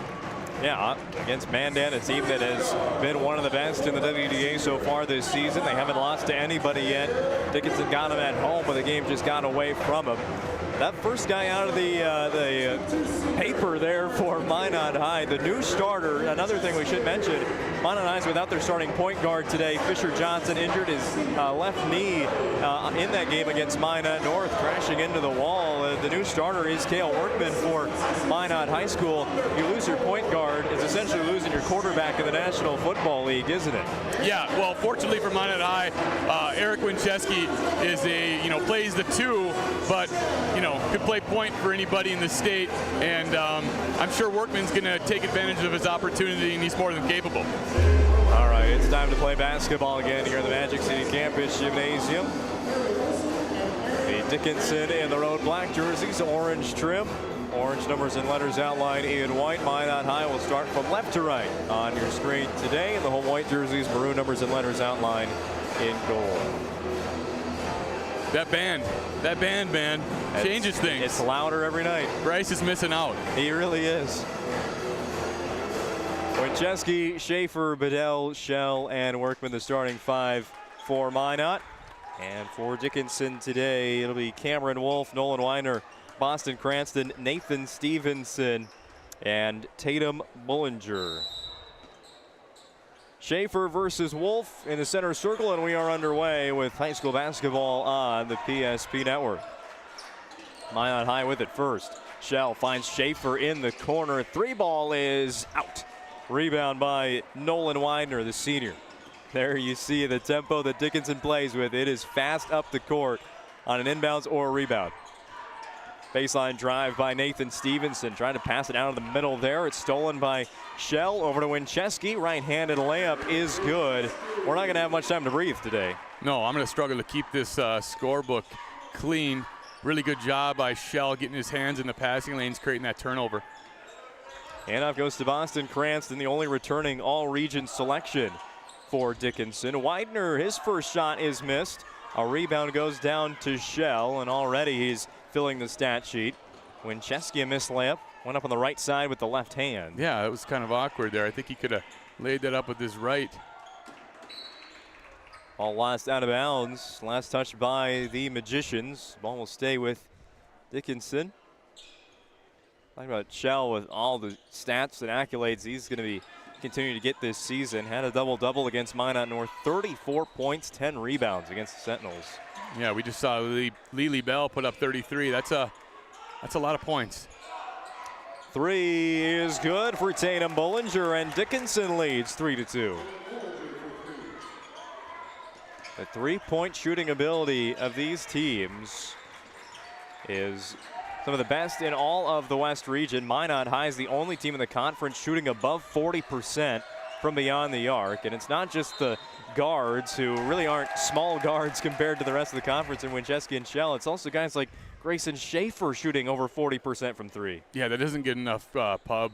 Schaefer being able to be the big body down low and then also be able to step out and knock down threes. That's the new game. That's basketball in 2025. You got to be able to do everything at every position.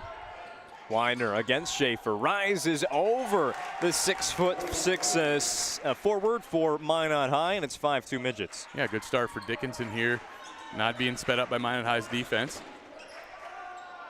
Immediately out to Landon Bedell, who misses the 3. Stevenson with the rebound for Dickinson.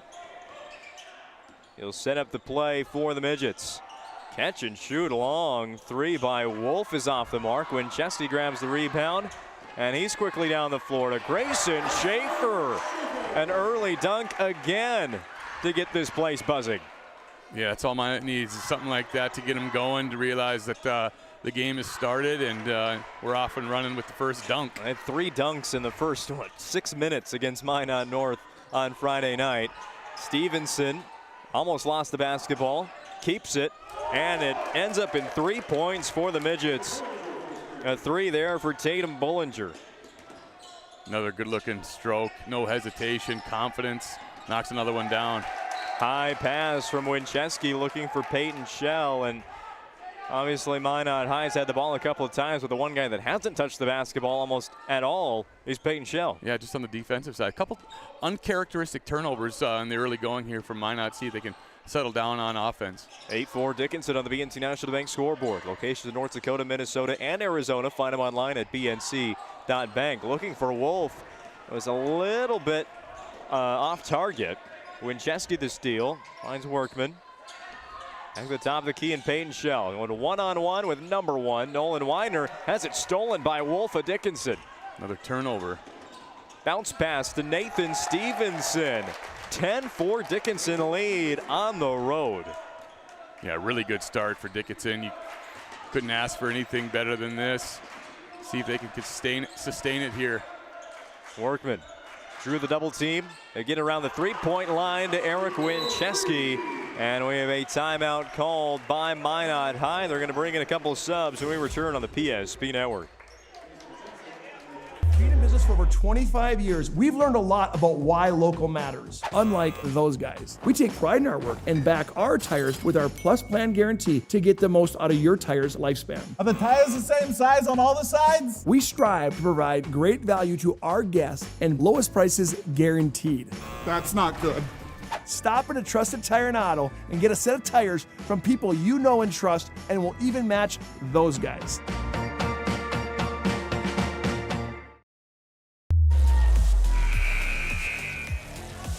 Even after just making that three-point shot.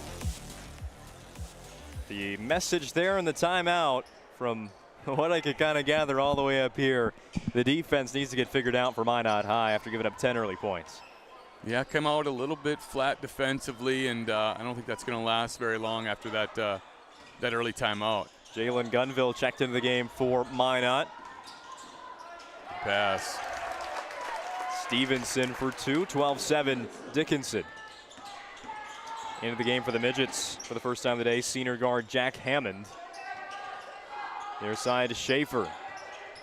Had it poked away there by Cameron Wolf. Hey, Wolf, he's a forward, but he's caused a couple steals already. There just stops the progress of Schaefer.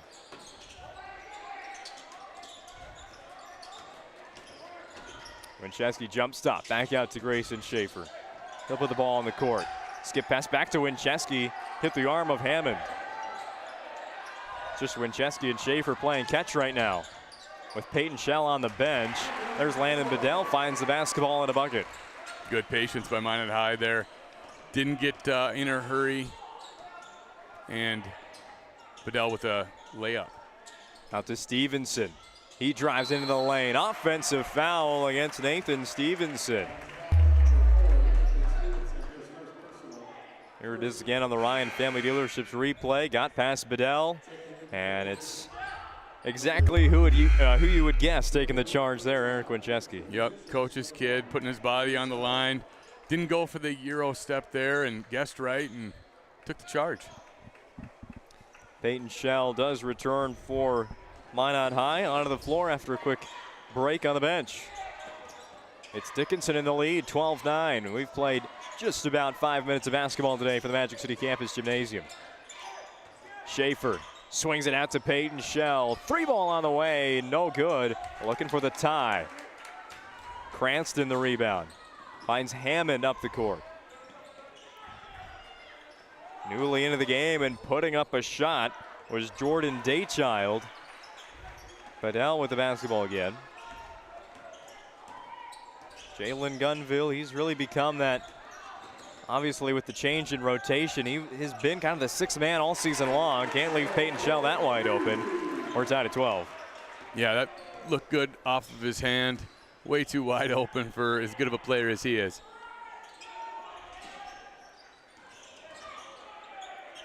Hammond stopped there in the corner. Gets it back after the drive by Daychild. Missed three. Bodies falling on the floor there as Schaefer deflected the rebound to Landon Bedell. Shell with the ball handling there, but didn't see Cranston out of the corner of his eye. Yeah, really good help creating that steal. Cranston, Stevenson, 3-ball no good. Schaefer another rebound, and now Dickinson's gone a little bit quiet on the shooting side. Minot High still looking for that lead.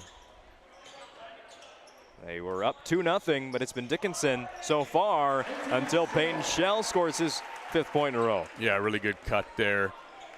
All the way to the basket. That length, just too much. Cranston step back three, short. Rebound eventually goes down to Mason Jensen for Minot.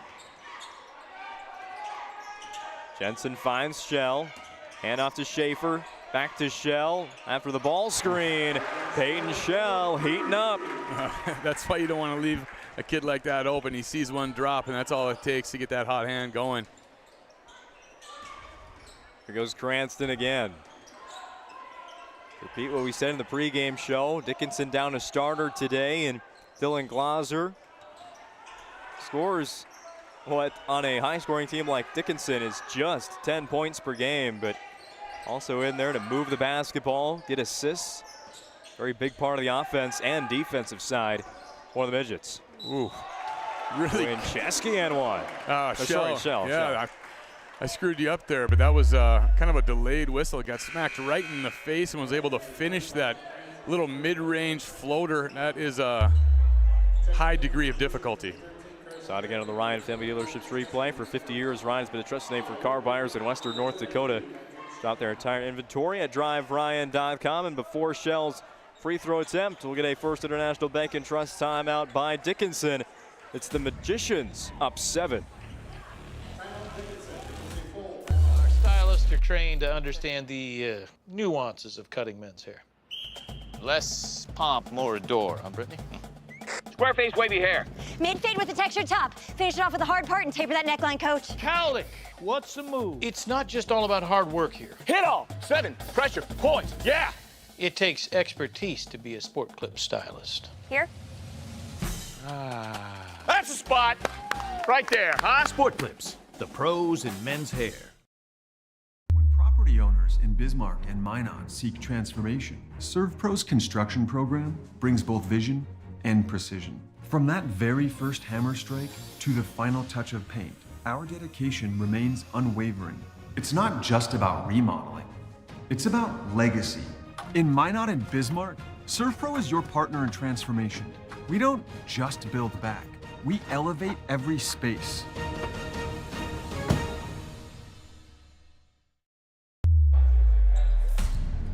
Since then, Minot High timeout earlier in the half. The Magicians on a 12-2 scoring run, and chance to keep it going as Peyton Shell steps up to the ServPro free throw line here to try and finish a three-point play. Yeah, Dickinson's gotten a little three happy the last few possessions down, maybe settling when they could try to drive to the basket, get something a little bit easier, a little bit better, higher percentage. Shell subbed down, and he's actually running into the locker room right now. And you said he took one hand to the face there on that foul. Yeah, with the burner he's been on for the last 2 minutes, I think that'll be a short locker room visit, and unless I missed something here. 20-12 Minot High. Plenty of new subs into the game, not just for Minot, but for Dickinson. At that last dead ball, Leland Villers in for the Midgets. He's a senior guard. And for Minot, Patrick Shanahan, just a freshman, as well as Carson Brecky into the game. See, with Johnson out, Minot having to do a lot of shuffling. Dickinson down a starter as well, having to do the same. Daychild in the lane. Gets it back at the three-point line, out to Cranston. Not much room to shoot there, still puts it up. Brecky the rebound.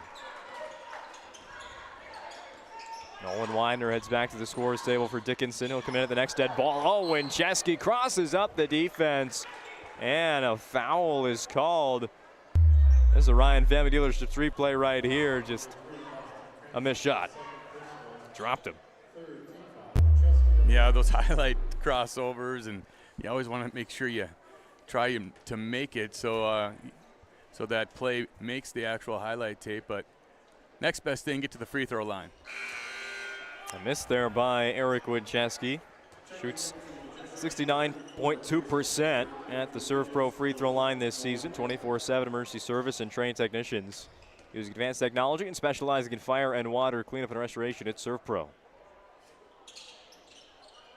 Winchesky makes 1 out of 2. 21-12 lead for Minot. This was once a 12-7 game. Since then, 14 in a row for Minot.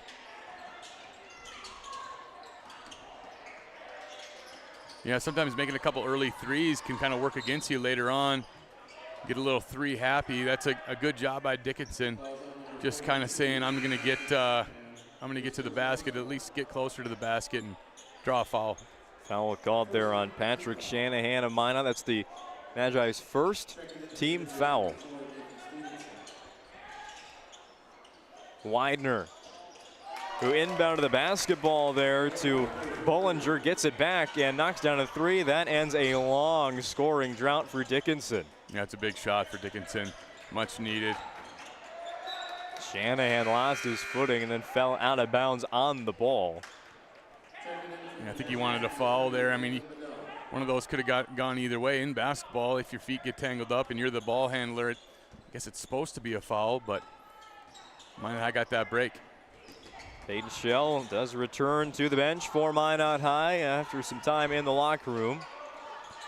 Another three by Widener. He won't be able to hit back-to-back shots from beyond the arc. Winchesky down the hill as across the timeline.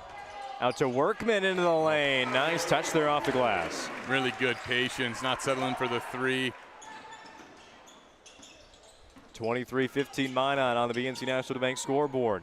Pull up three by Cameron Wolf. Not going to get it. Budell the rebound. Mentioned Dickinson getting a little bit three-point happy earlier, and it's continued recently. Widener there the rebound. It's a good rebound. Good rebound way to keep Winchesky off of it. He was flying in from the elbow. And another three-point attempt and three-point make. One goes in there for Nolan Widener. The deficit now back down to 5 points. Widener with 8 in the first half. Workman stopped as he was trying to get into the lane. Winchesky, college range three, even farther than that. Hits the front of the rim. Midgets liking that quick defensive stop. Now back on offense, Stevenson, pivot. Get the ball out there to a three-point shooter in Bollinger, who made 2 already in the half. Unable to make the third. Yeah, I might have rushed that one just a hair.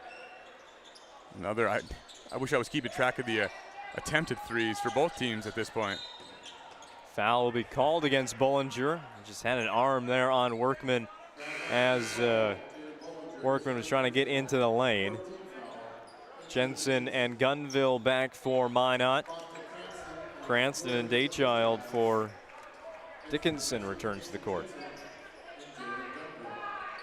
Today's broadcast of high school basketball on the PSP Network, brought to you in part by Minot State University. Over 100 areas of study you can find the degree for the career you desire. Be seen, be heard by you at MSU. That's Minot State University. Mason Jensen from just outside the lane. Nice little turnaround, fade away. Getting a little bit from everybody here from Minot High. She's now the 6th scorer in the first half for the Magi. Corner 3 rolls in eventually there for Boston Cranston. First International Bank and Trust timeout called by Minot. 7:17 to go in the first half. Great news! If you're looking for a new vehicle, Ryan Family Dealerships has the best selection we've had in years. You'll find fantastic offers from Nissan, Honda, Chevrolet, Buick, GMC, Cadillac, Chrysler, Dodge, Jeep, and Ram. Hold up. Ryan sells Chrysler, Dodge, Jeep, and Ram? Yes, we do, and we'd love to sell one to you. Visit one of our 5 convenient locations in Minot and Williston. Get your next vehicle from a name you know and trust. Ryan Family Dealerships. Coming up here shortly on the PSP Network, our Magic Towing halftime report. Remember their phone number, 701-509-4011. Mention PSP Network whenever you need a tow and save $50 with Magic Towing, serving western North Dakota. I want to thank North Dakota Score Feed again, giving us up-to-the-minute updates, scores from around the state. We have some final scores to report in that halftime show from the WDA girls basketball session.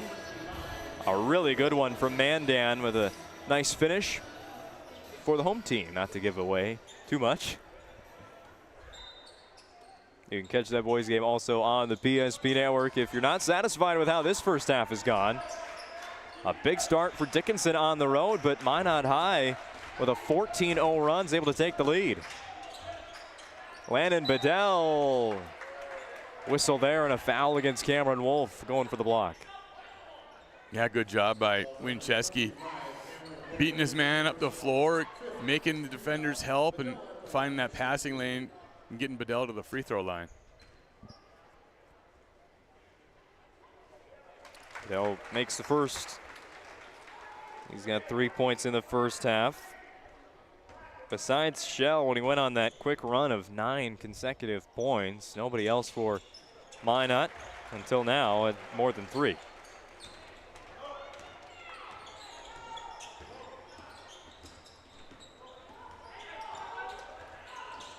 Cranston, who just before the timeout had his first made field goal today. Out there for Dickinson. Here's a shot by Widener. Off the front of the rim, goes right to Winchesky. He's going to step on the accelerator there, trying to go down the side of the lane, and gets fouled on the ground by Widener. Yeah, stepping on the accelerator is correct. I didn't think there was a shot he could turn the corner on the defender, and he is fast and strong, and he did just that.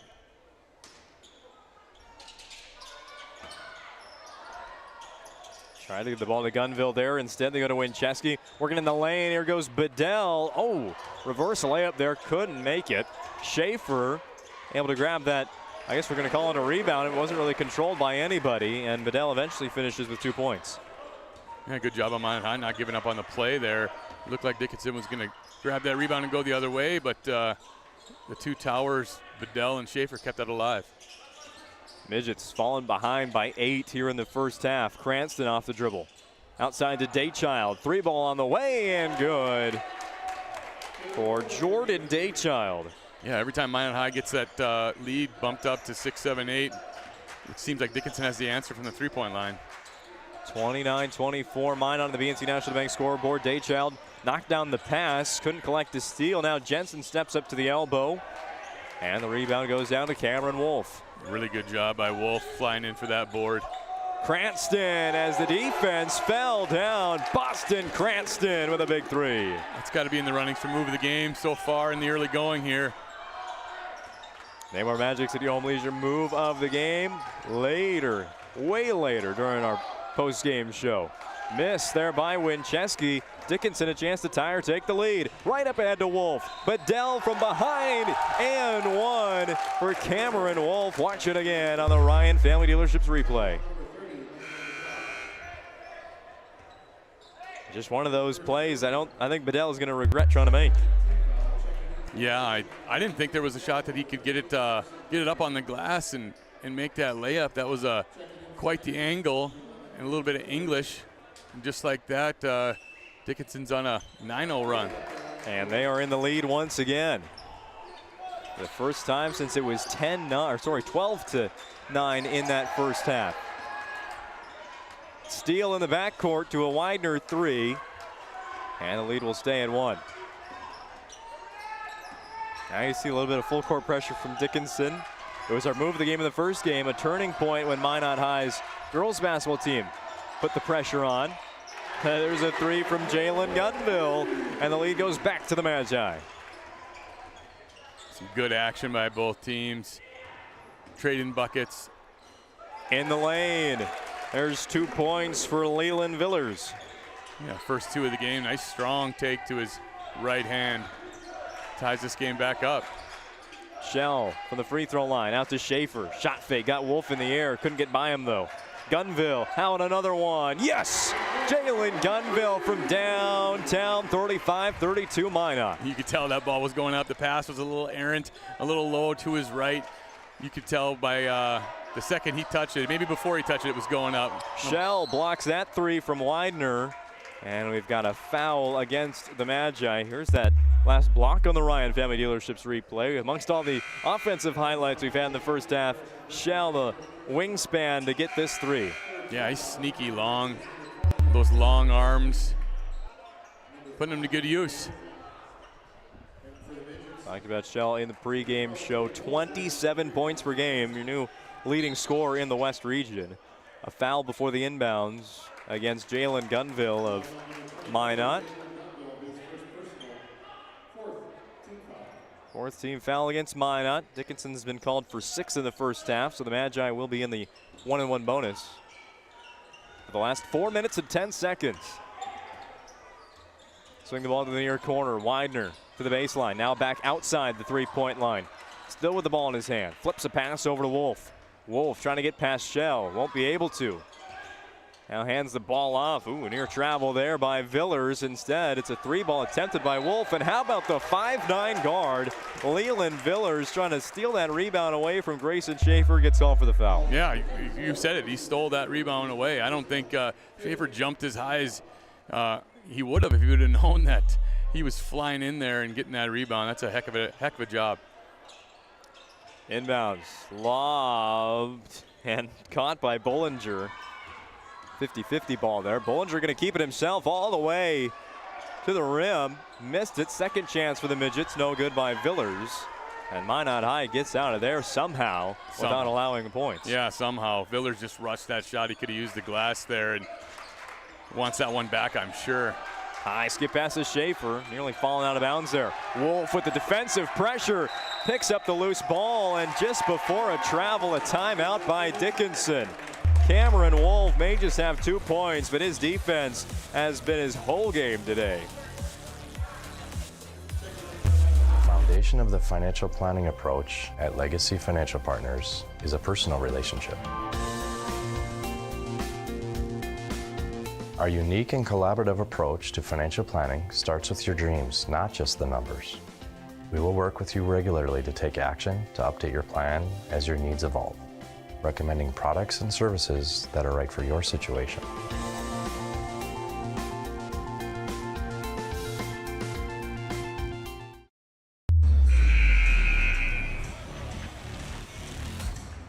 Today's game on the PSP Network brought to you in part by the UPS Store located on South Broadway in Minot. Open Monday to Friday from 8:30 to 7 and on Saturdays from 8:30 to 3.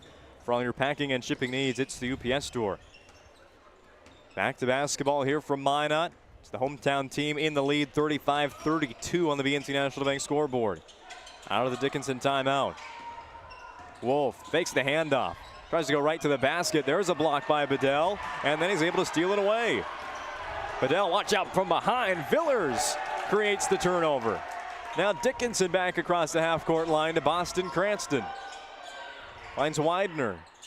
To Wolf again. He's going to try and drive against Bedell. Puts up a shot from the mid-range. That rolls off no good. Another rebound for Leland Villers. And another one. Another one for Villers, out to Wolf for 3. Can Dickinson just give Leland Villers an assist? Exactly. Kids playing with a lot of energy and effort. You got to love it. Wincheski out to Peyton Shell. Working against Cranston. Final 2:25 of the first half. Bedell turnaround in the lane. Nice shot there from Landon Bedell. Yeah, Minot High just kind of settling it down, going to their size inside, getting something easy.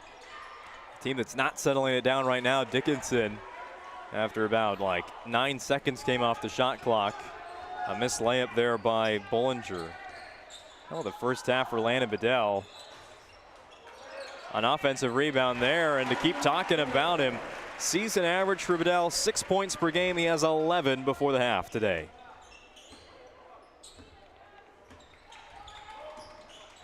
Pass goes to Widener. Wolf, short corner against Bedell. Turns to the left hand. Another shot missed by Cameron Wolf. It's 4-on-4 here. Shell, shot fake. Cranston flies by, but Shell missed the 3, gets his own rebound, and is fouled. Yeah, Dickinson just kind of had they might be a little gassed here with the energy that they're playing with on both sides of the ball there, but yeah, you got to block the shooter out, and ball careened right back to Shell, and he's got himself to the free throw line. During the Dickinson timeout, the Minot High student section, they need water chant. I think everybody could use a little bit of hydration here in the first half. Everyone a little bit tired here with 90 seconds to go in the first half. Shell makes the first free throw, earns the second as part of the single bonus.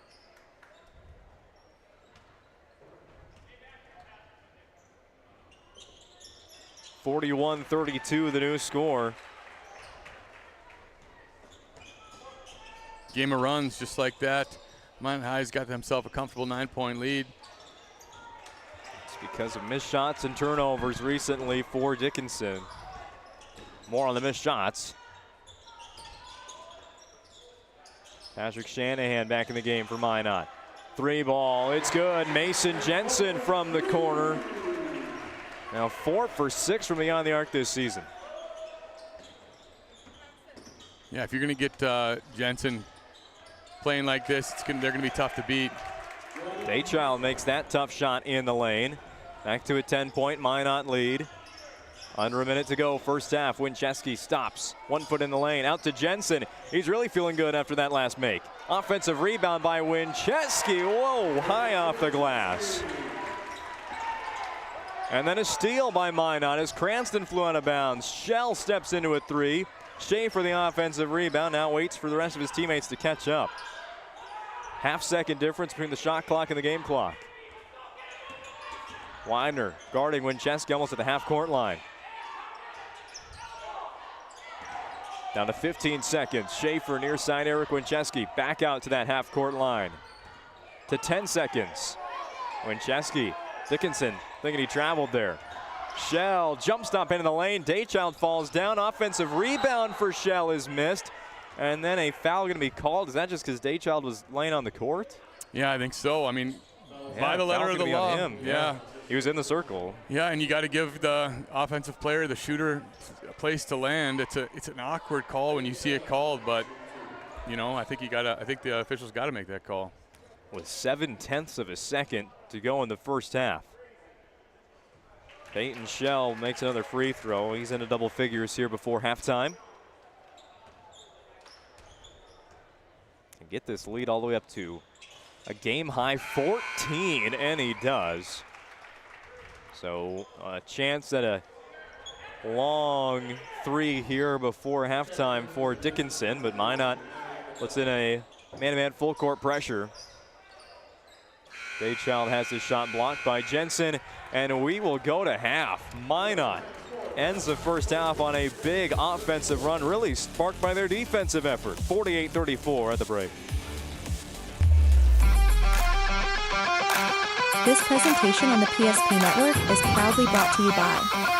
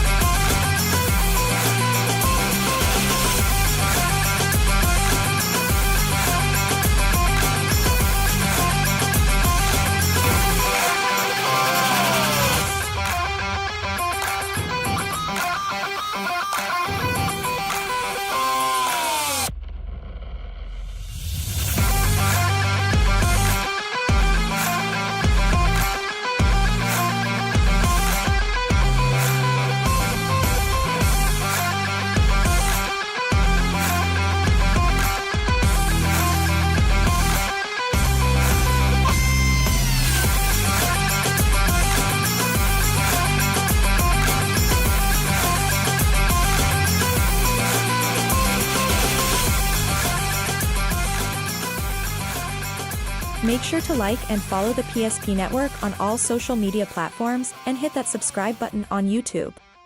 PSP Network. It's game day. An injury can happen anywhere, at any time, to anyone. It's not really something you can schedule on your calendar, but when it happens to you and it's not your fault, there's one law firm to remember. That firm is Schweigert, Clemeen, and McBride. We live here and take pride in helping our community. We know this area inside and out. We put in the work and fight for what's right so justice can prevail for you. That is what we're all about. We're on your side. We're Schweigert, Clemeen, and McBride. The foundation of the financial planning approach at Legacy Financial Partners is a personal relationship. Our unique and collaborative approach to financial planning starts with your dreams, not just the numbers. We will work with you regularly to take action to update your plan as your needs evolve, recommending products and services that are right for your situation.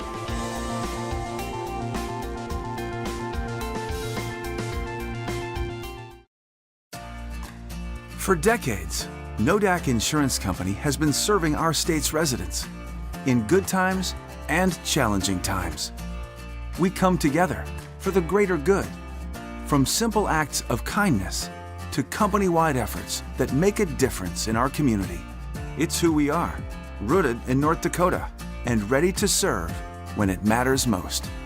Nodak Insurance Company, agents with answers. Darren Johnson, Cody Olson, and Scott Wilkins, your agents with answers in Mandan. Meet Gary. Gary is an ordinary guy, but right now Gary has car trouble. Gary doesn't know about magic towing. Don't be like Gary. Remember the name and the number. It's Magic Towing. We are here to help 24/7. Magic Towing in Western North Dakota. Don't be like Gary. Remember the name and the number. It's Magic Towing.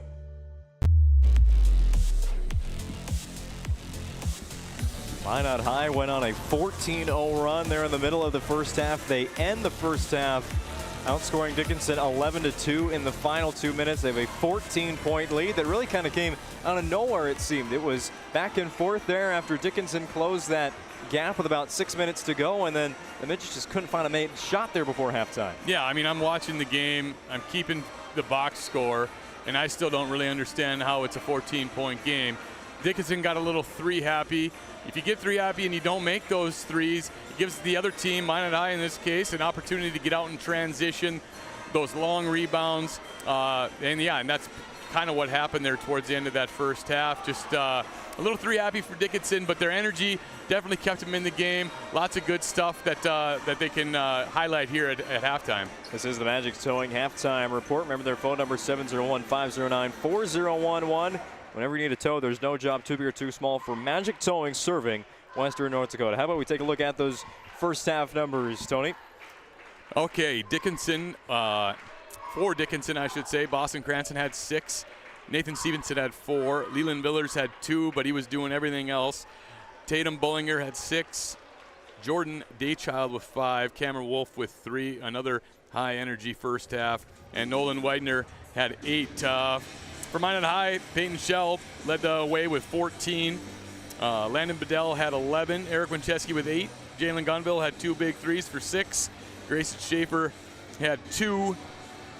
5 for Mason Jensen, and 2 more for Cale Workman.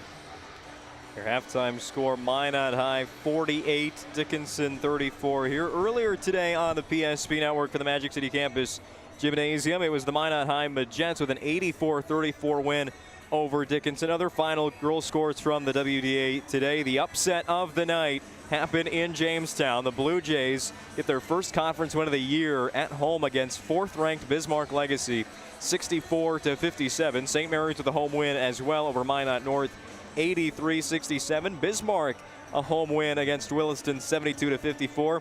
And the home team won as well in Mandan. The Mandan Braves, second-ranked team in the state, against receiving votes Bismarck Century, a 49-42 win right there. As for some scores rolling in for WDA boys basketball games at the moment at the half, Legacy, they're having a tough time out in Jamestown. The 4th-ranked boys team leading Jamestown by 1 point at 24-23. Also have Century ahead of Mandan at halftime, 28-25. You can catch that game on the PSP Network. And Minot North, the halftime lead over St. Mary's, 43-37. But the highest scoring game in the WDA right now is right here, just as we expected, between Minot and Dickinson. This has been the Magic Towing halftime report. We have the last 18 minutes coming up next. This presentation on the PSP Network is proudly brought to you by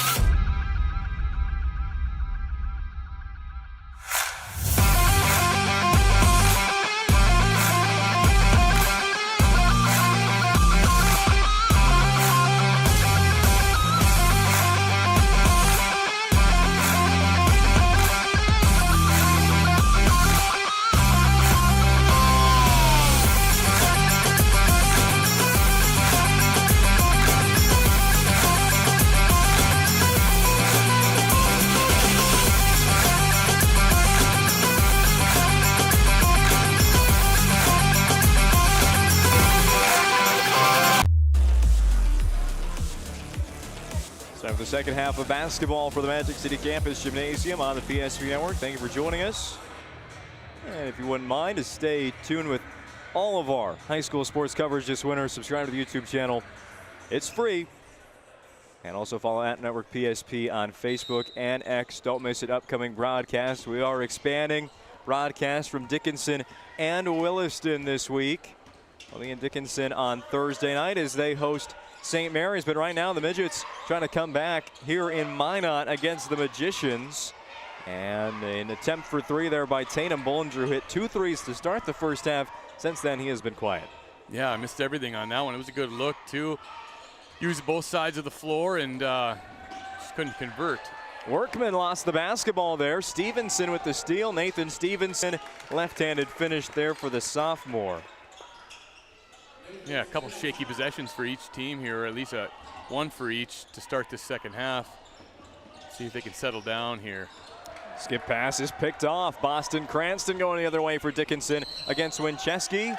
Lowered the shoulder, but Winchesky was still moving. It'll be a blocking foul against Minot. Yeah, it's a good call. That block charge. I don't envy the officials when they got to call the block charge, but really good job by Cranston keeping the focus to finish that that play. Yeah, chance at an and one for Boston Cranston.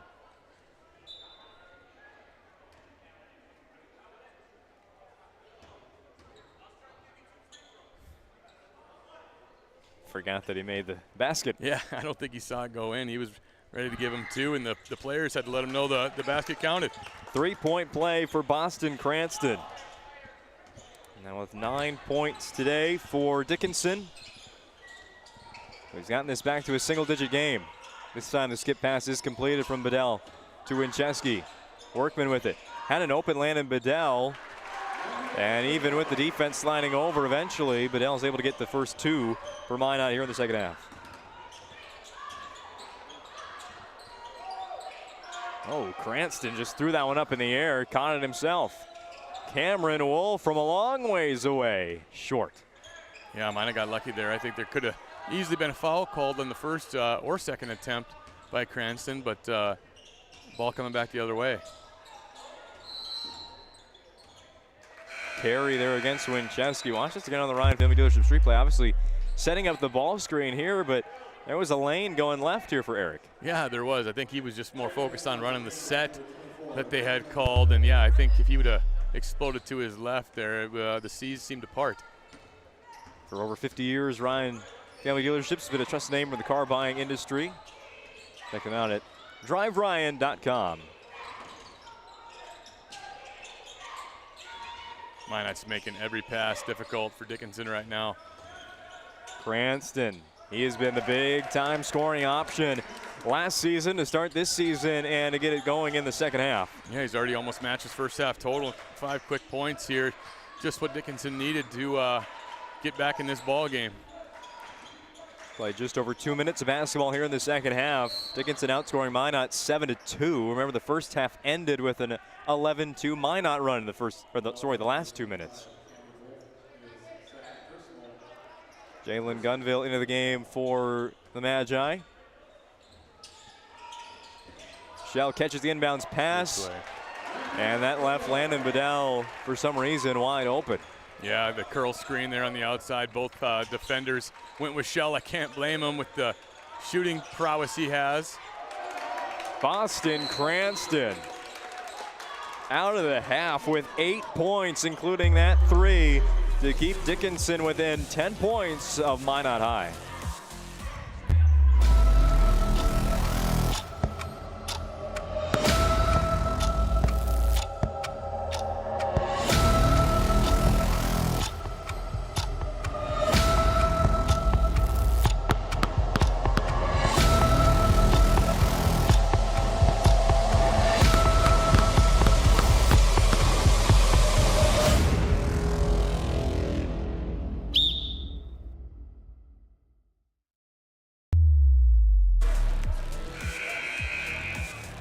Boston Cranston to start this second half. 8 of Dickinson's 8 points so far. He had just 6 in the first half alone. Yeah, he's been the spark that Dickinson has needed. Just got to see if they can sustain it and get some other guys going and be in this ball game till the end. They're going to need some stops as well on defense. Winchesky catches that pass from Peyton Shell in the center circle. Gunville right into his own cheering section there. Almost into his dad, yeah. And help him get back on the court. Gunville cuts along the baseline, gets the pass from Jensen and gets rejected by Cameron Wolf. Cranston, gotta watch where he's at. Shell's got the assignment, contested that shot. Rebound ripped away by Bullinger. Out to Wolf.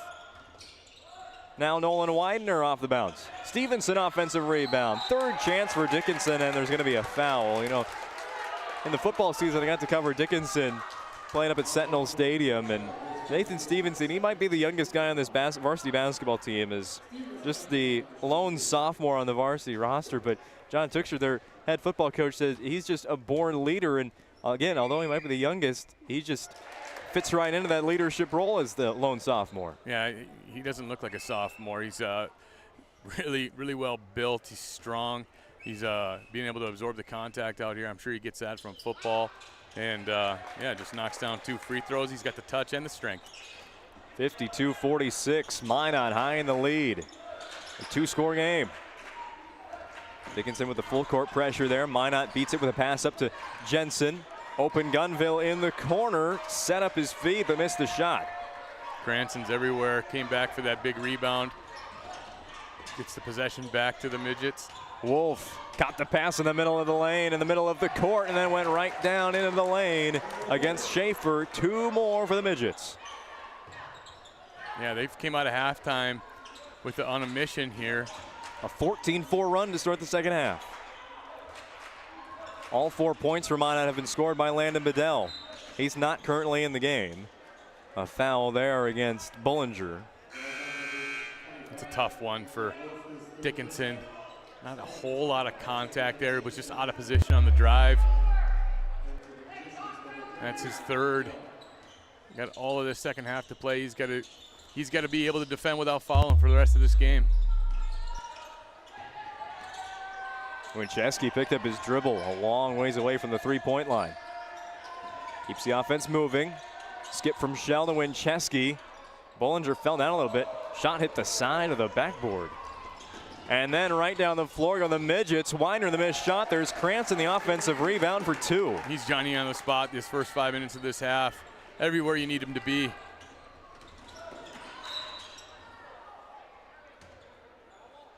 (52-50). It is a 2-point lead for Minot High. They led by 14 at the half. Coach Dan Glauser going back to the bench here. And bring in Jordan Daychild.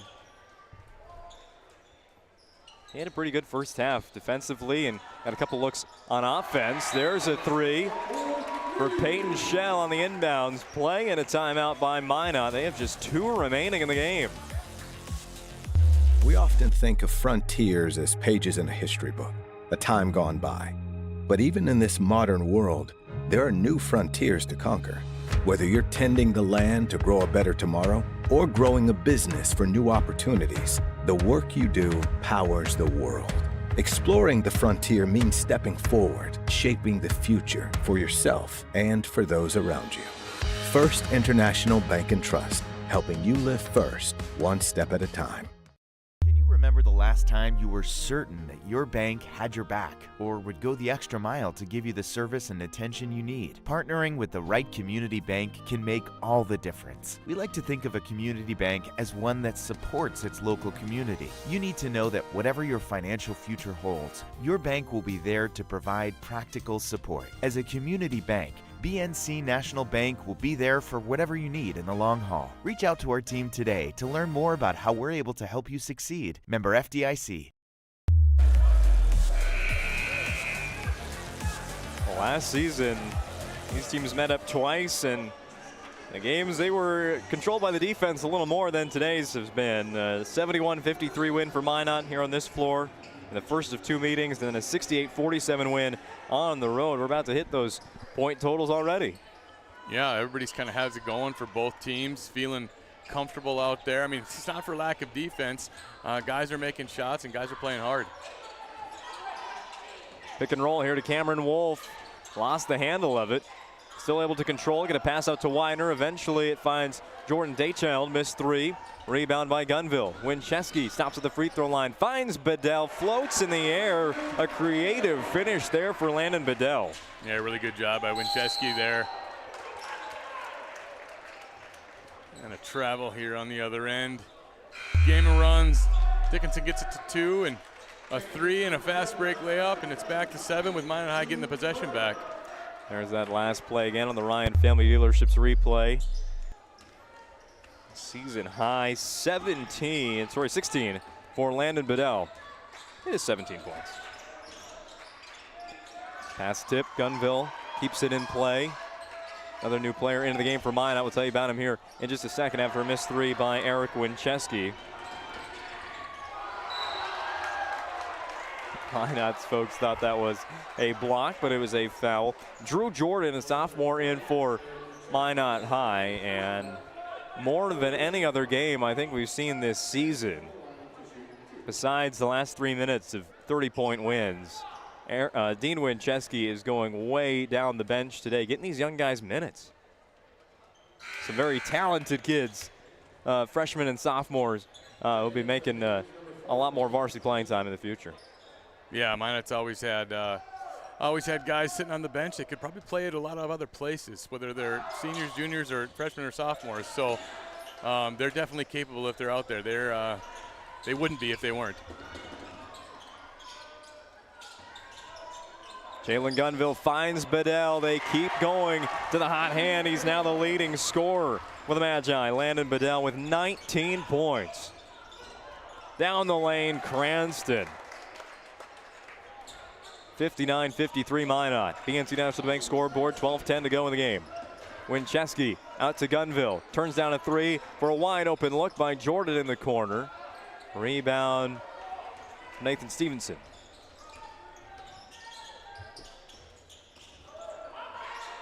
No whistle there as Winchesky hit the court.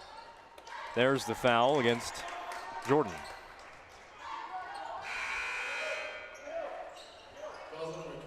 Shell, Brecky, and Schaefer return for Minot High.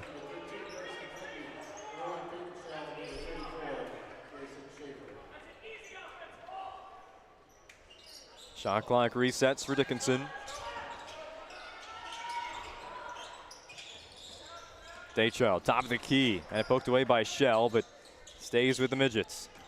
Stevenson, back up to Widener. Nolan Widener and Grayson Schaefer just tried to hang on to his hand there to prevent him getting all the way into the lane. Yeah, Dickinson's doing a really good job not settling here. That first half, you could see it. Lots of threes, lots of quick threes early in the shot clock. They're taking their time, and they're trying to get, even if they do shoot a three, they're trying to get to the basket and kick it out. Cranston attacking the hoop again. Gets his own rebound. Tries to put up another shot. Gets blocked from behind by Drew Jordan. Ball still with Dickinson on offense. There's a 3 from Nolan Widener. Mentioned him in the pregame show, our player to watch. Now into double figures. That's a big shot for Dickinson, getting this thing back to 3 points. Shell gets the basketball on a pass from Brecky. 2 points for Peyton Shell. And that flex cut, Shell's been successful with it a few times this game, and got another one there. They've got Carson Brecky just following every step of Boston Cranston here in the second half. Cranston with 12 points here since halftime. Widener for 3 again. 61-59 Minot. So we got a game on our hands here. Sure do. This is pretty fun. As we expected, high scoring. At times, sometimes the offenses have taken a backseat in this game. Shell gets a screen from Bedell. Barely uses it. Skip pass to Schaefer with single digits on the shot clock. Grayson. I'm telling you, when you're big, Schaefer and Bedell can step out and hit that 3. It's just a nightmare to defend. Down to the final 10 minutes and change of basketball today from Minot. A 5-point Magi lead on the BNC National Bank scoreboard. Stevenson stopped just outside the lane. High pass there. Daychild saves it from going back across the half-court line. 5 seconds to shoot. Stevenson back to the right hand. Oh, steps right through the defense. That's going to be on the replay real soon. Yeah, really good job up and under there, getting the defender to fly by and laying it in with his right hand. 3-point game again. Shell driving on the right side against Widener. Contested shot, he gets it to go. So good, so under control. The length. Once he gets to that spot on the block, it's going to be tough to stop. Cranston gets Brecky to give him a little bit of space. It's a basketball and goes to work once again. Boston Cranston to the Serve Pro free throw line. Here's that last move by Stevenson on the Ryan Family Dealerships replay. It's under control there, yeah. Nice job on not settling on that play and on this play. Cranston getting to the free throw line, creating that contact first, trying to eliminate Shell's length, using his body, creating the contact, and being able to at least get the shot attempt up and draw the foul. You make that free throw, I missed that one. He made it. And he's got another one. To make this a 3-point game once again.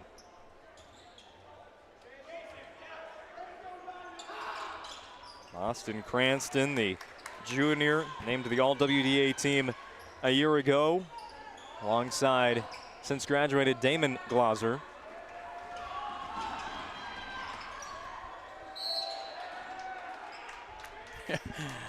I think Villers took the worst end of that, getting up in Schaefer's shorts there, and he ended up getting the foul committed on him, but I like his energy here again in the second half. Cale Workman back in the game for Minot. He's got the basketball, guarded by Hammond. Gives it up to Grayson Schaefer in the corner. Shell right down the lane. And he will get fouled by Hammond of Dickinson. That's good action by Minot High. I mean, Shell's proven it effective, kind of catching the pass, going to the basket. He's a handful to stop with a head of steam. Peyton Shell, an 83% free throw shooter this season. This is the first. To 21 points tonight. Back-to-back 30-point games for Peyton Shell. Had 35 against Jamestown on Tuesday, 34 against Minot North on Friday. Minot up 4. Cut there by Hammond. The assist from Cameron Wolf. Good time for the first point tonight for Jack Hammond.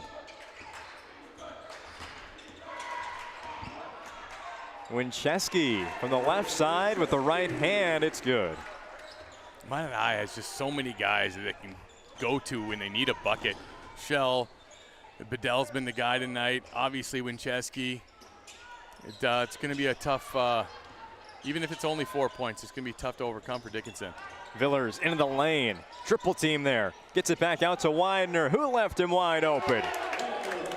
Nolan Widener, his third, made 3 and a half. That's one way to stay in the game.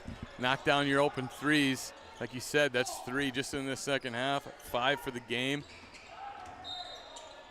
Foul will be called against Hammond. That's a second quick foul against Hammond, and he will head to the bench as Dan Glauser brings Tatum Bollinger back into the game. A 1-point lead for Minot on the BNC National Bank scoreboard. Your life is busy. That's why they'll make managing your money easy with locations in North Dakota, Minnesota, and Arizona. Find them online at bnc.bank.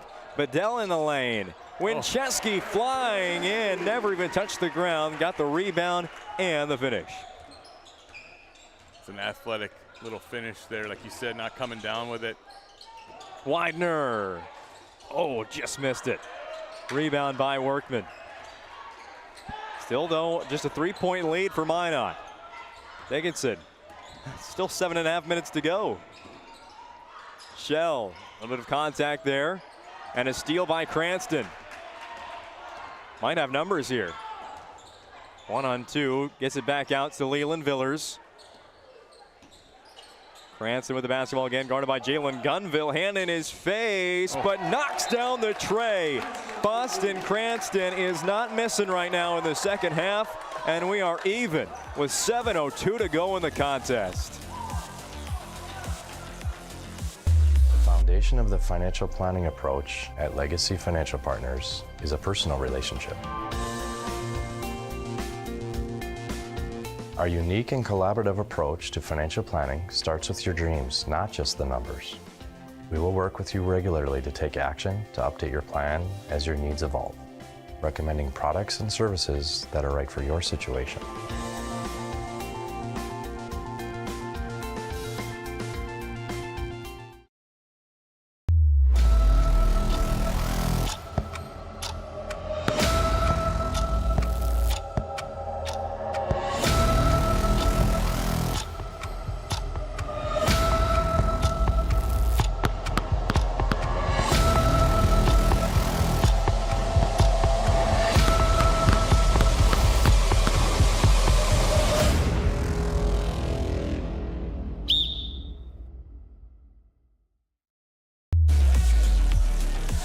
Boston Cranston has matched his season high in scoring once again. His third game scoring 23 points. 7 minutes to go. I think it might be a new season high for Cranston tonight. Yeah, we got lots of tally marks on his line here in the second half. In for a good one here. 71-71 with 7 minutes to play. This is the fact that this one is tied as early as we are, I guess, in the second half. It was a 14-point Minot lead at the break, and in just 11 minutes, Dickinson has closed that gap and looking for the lead. Yeah, this is setting up for a nice, good little finish here. And Minot High, I'm sure, is going to be coming out here with something high percentage here coming out of this timeout. Out of the Dickinson timeout, the Midgets have just one remaining in the game. Minot High, while they only have two. Wincheski gets into the lane, right in the middle, off the front of the rim, gets his own rebound, and one. That's strength, that's determination. That is impressive. I think he probably could have got a foul called earlier in that possession, but stuck with it. Impressive. That was magic by the magician. And that is also number 4 on Wolf. You know, he's only got, what does he have in the game here? Just 5 points, but he's been doing really well defensively. You know, he's rebounding. This is going to be a tough couple-minute stretch when he's on the bench. Wincheski misses the free throw. Gets 2 points on that play. Boston Cranston with the basketball. Good things have happened. This will be a jump ball, and the possession arrow favors Minot High. 12 points today for Eric Wincheski, the third player for Minot into double figures. They're led by Landon Bedell, who has 19, a season high for him. 6:24 to go, second half. 73-71 Minot. Jalen Gunville had back-to-back big threes in the first half. That's all his scoring tonight. Wincheski on the screen from Bedell gets hit on the three-point attempt as he was coming down. 3 free throws coming up for Eric Wincheski. Yeah, that's tough. That whistle came in pretty late.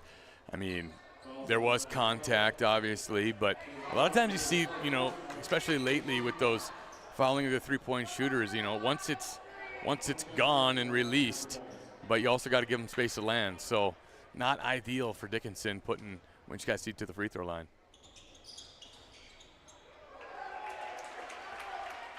He should have 3 of them coming, doesn't he? Unless this was way after the shot. Yeah. It looks like we're going here because Minot is in the single bonus, so this will be the last free throw attempt for Wincheski. So yeah, they called it after the shot on the box out, I guess. 2 free throws there for Eric. 75-71. Nathan Stevenson, drive and kick out to Bollinger. He's got an open lane, gets there before Bedell could. 2-point game again. Coming up next, our planning team financial advisors, Shots Crossroads post-game show. We'll speak with our Sport Clips MVP and name the Magic City Home Leisure move of the game. Bedell spins around Stevenson for another 2 points. Yeah, Bedell's kind of been their safety blanket this game. They don't really have an answer for his big body. took his time and got to his hand that he needed to go up with and finished it. Cranston out to Stevenson, looking for the ball again. Sets a screen for Widener, contact, and eventually a foul was going to get called there against Eric Winchesky. Winchesky has been getting into some foul trouble recently. He had to miss a significant amount of first half minutes against Minot North after getting 2 early fouls. That's his 3rd now with 5:19 to go. Widener shooting the bonus. Both teams will be shooting free throws the rest of the night. Yeah, when you play as hard as Winchesky plays, you're bound to get into some foul trouble sometimes, but I'm sure he'll be smart about it for the last 5 minutes of this game.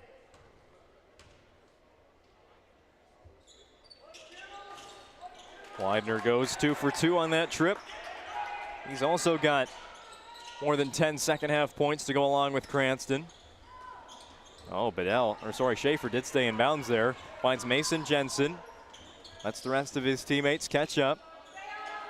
Magi playing with a 2-point lead.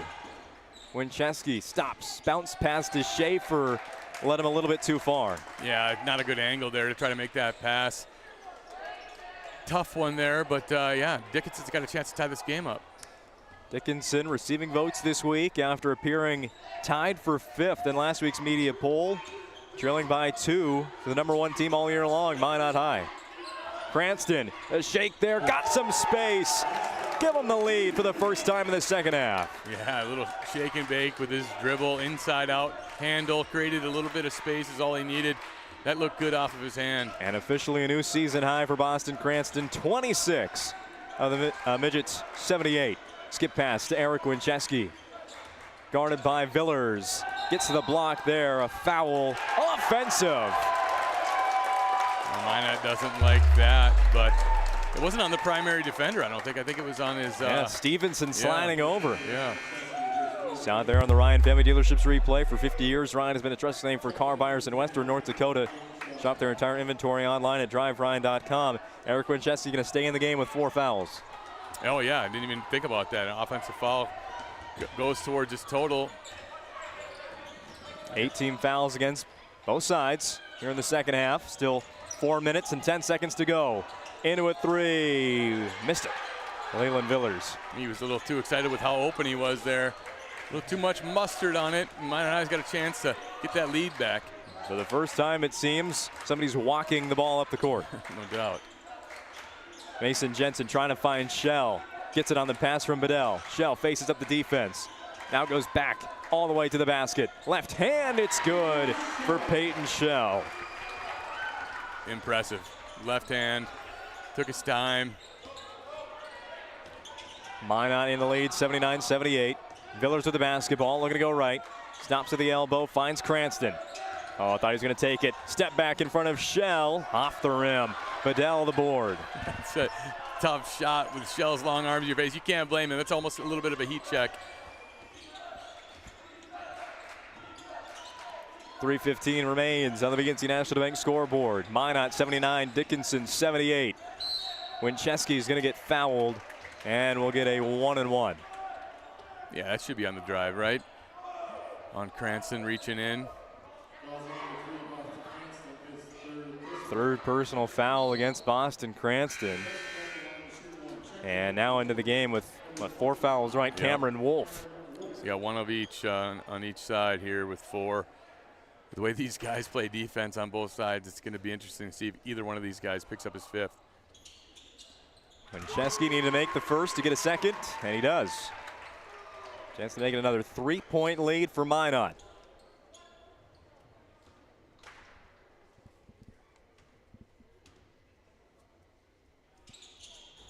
Dead silent here in the gym. Had a missed free throw. Dickinson can tie it at 80 or even take the lead. But the way their 3-point shooting has gone, that might be where they go. Instead, it's Widener one-on-one with Winchesky. Oh, nice move there by Nolan Widener to get to an open shot with the right hand. Didn't Winchesky make that second one? No. No, so, okay, yeah, 80-80. Yep, I got it right here. Shell jump pass gets called for the charge. It's taken there by Tatum Bullinger. Yeah, just trying to force it a little bit there. Defender had position. So now Winchesky does get subbed out of the game with 4 fouls, but that's the 3rd on Peyton Shell. Both teams in the double bonus for the last 2:30. 80-80 on the BNC National Bank scoreboard. Midgets with the basketball. Cranston pass to Nathan Stevenson. Fakes the handoff. Stevenson trying to take it himself. Against Bedell, and he gets fouled. They're going to call that one on Bedell. Just a little bit too much there into Stevenson. Yeah, he was using his pivot foot. He was turning left over his right shoulder over his left shoulder. And, yeah, I think Bedell was thinking he was going to go up with a shot. And Stevenson does a good job of knocking down that first foul shot, getting the lead back. Stevenson with 9 points today. That's right on his season average. Shoots 63% for the Serve Pro free throw line. 81-80. Midgets back in the lead. Stevenson will extend it again. 82-80. Dickinson ahead of the #1 team in the state.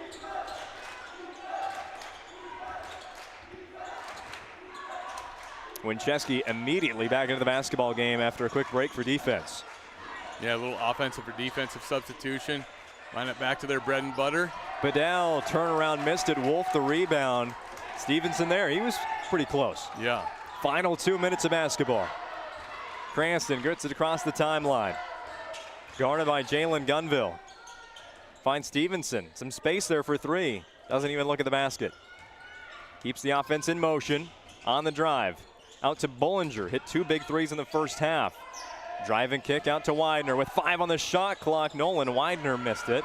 Winchesky over for the rebound. 3-on-3 fast break. Out to Shell. Corner 3. Money! Doesn't even look like he's trying. You talk about effortless stroke there by Shell. Cranston trying to get past Shell, but he's rejected. Back-to-back big plays for Peyton Shell, and now he tells the rest of the gym to calm down a little bit. 70 seconds remain. 83-82 Minot. Winchesky on the near side. Trying to get this ball to Shell wherever they can. Bedell wouldn't be a bad option either. He's got over 20 points tonight. Winchesky with 5 seconds to the right hand, but he missed it. Widener the rebound.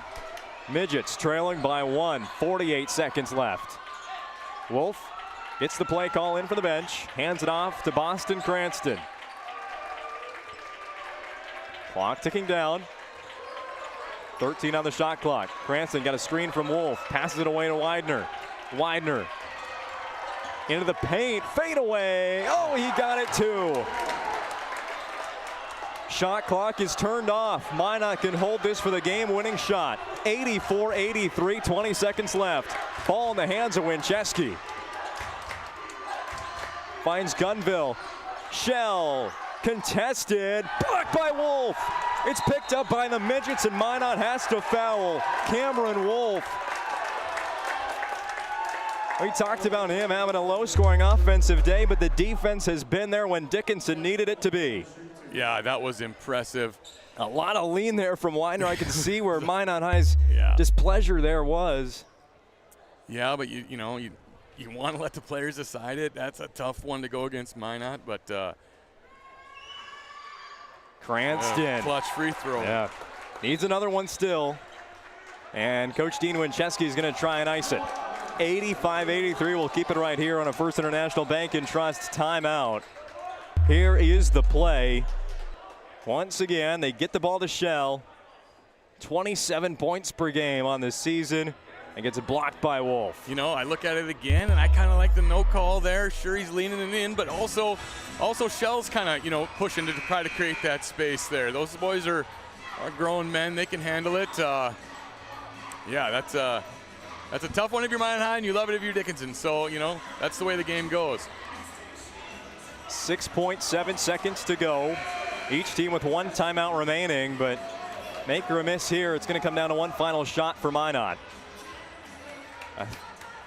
A second made free throw here by Boston Cranston really puts the pressure on the Magi for a made 3. Yeah, and it takes the pressure off of Dickinson. You can't really lose the game unless you follow a 3-point shooter. Boston Cranston won a second half. 22 points since the break. Another timeout called here to set up this last shot. It's taken by Dickinson. Obviously the message here, can't foul, but with 6.7, you can't play too far back either. Minot has a lot of time. You know, the new strategy sometimes here is to foul, you know, like before the shot. You got to shout before the shot, right. I don't know at this at the high school level if anybody, you know, implements that, but obviously you don't want to do it in the act of shooting. But I like the strategy. I mean, Minot High obviously has the players that are capable of hitting a shot from anywhere on the court. So I'd be interested to see if Dickinson comes out here and does, you know, play the free throw game and save them from the 3 attempt at least. 28 points for Boston Cranston. The block by Cameron Wolf. A couple big second half threes as well by Nolan Widener. Once Minot High's defense put the clamps there on Cranston for just the few minutes that he went quiet.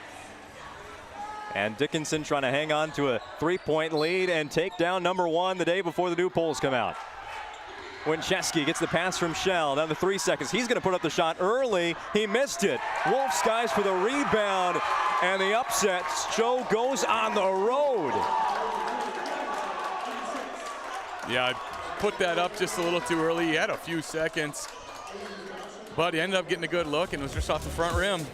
86-83 your final. It's a Dickinson win. Number 1 goes down tonight. Our post-game show is next. This presentation on the PSP Network is proudly brought to you by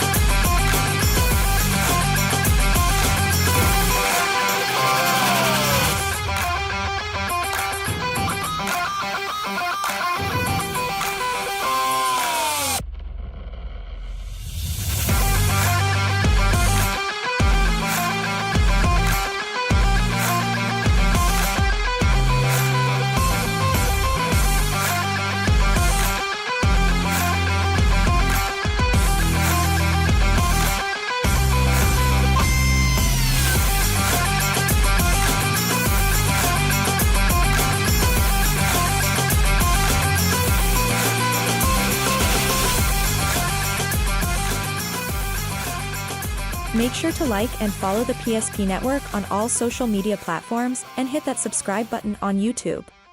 PSP Network. It's game day.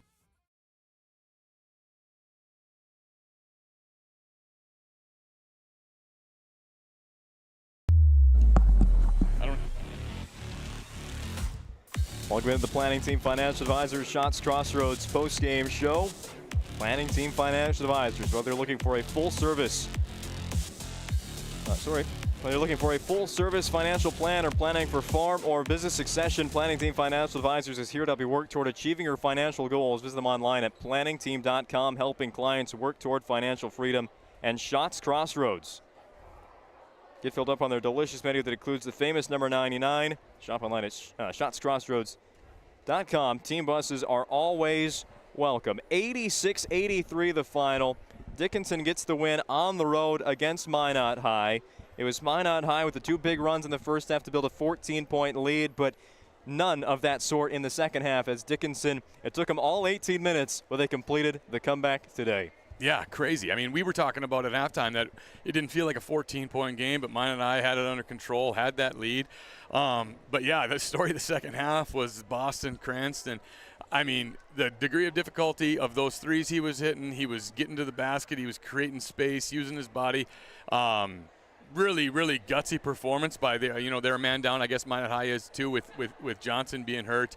Yeah, but I mean, both halves. The first half, I didn't think Minot High had this 14. It didn't feel like they had a 14-point lead, and then the game was over, and it was like, did Dickinson just win that game? I mean, it was wild. It was a really good basketball game. We'll be talking with our Sport Clips MVP of the game here shortly. You got those final numbers added up, Tony? Yeah, some time for that. Yeah, for sure here. So for Minot High, they were led by Shell with 27, Winchesky 16. Jalen Gunville had 6. Landon Bedell, 21 big points for Minot High. Grayson Schaefer with 5. Mason Jensen with 5. And Cale Workman with 2. For Dickinson, like we said, the big second half, 23 second half points for Boston Cranston, total 29 points. Nathan Stevenson with 12. Jack Hammond, 2. Leland Villers, 2.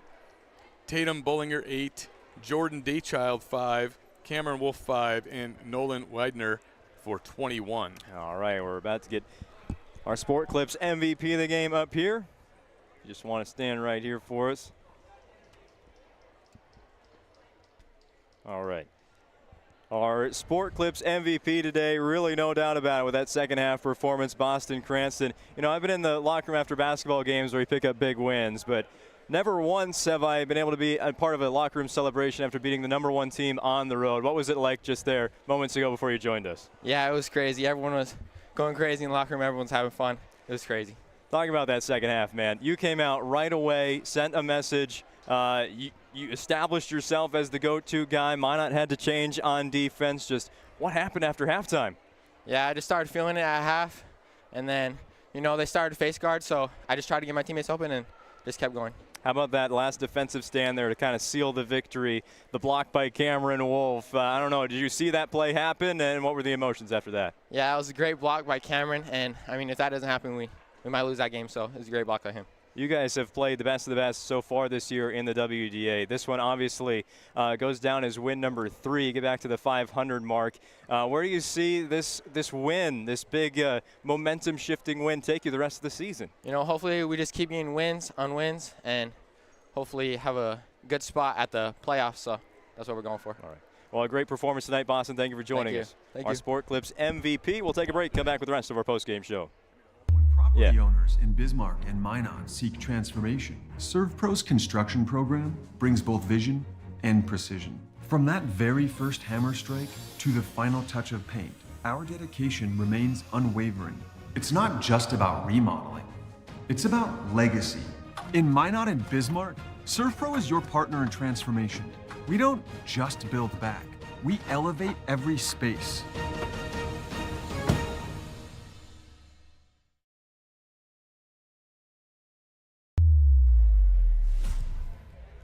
We were just talking in the break, Tony. We've covered almost every Minot High home game for at least myself going back to last season. And don't interview many folks not wearing maroon and gold post-game because they win a lot of home games. A 20-game home winning streak snapped today against Dickinson. Yeah, my job is to go down to the court after the game and tap somebody on the shoulder and have them come up. And it was different. It was different going to the other side. But, I'm a firm believer that you learn more from losses than you do from wins. You play 20-some games in the year. If you're Minot High, this stinks and you're going to be upset about it. But that's why you got games this week. And knowing Minot High and Coach Winchesky, they're going to learn something from this and they're going to come out better for it. But, yeah, it's a huge win for Dickinson. I mean, we talked about them, kind of struggling as of late. The last 4 games, going 1-3. I mean, you can't ask for a better way to bounce back from that and boost yourself for the rest of the season.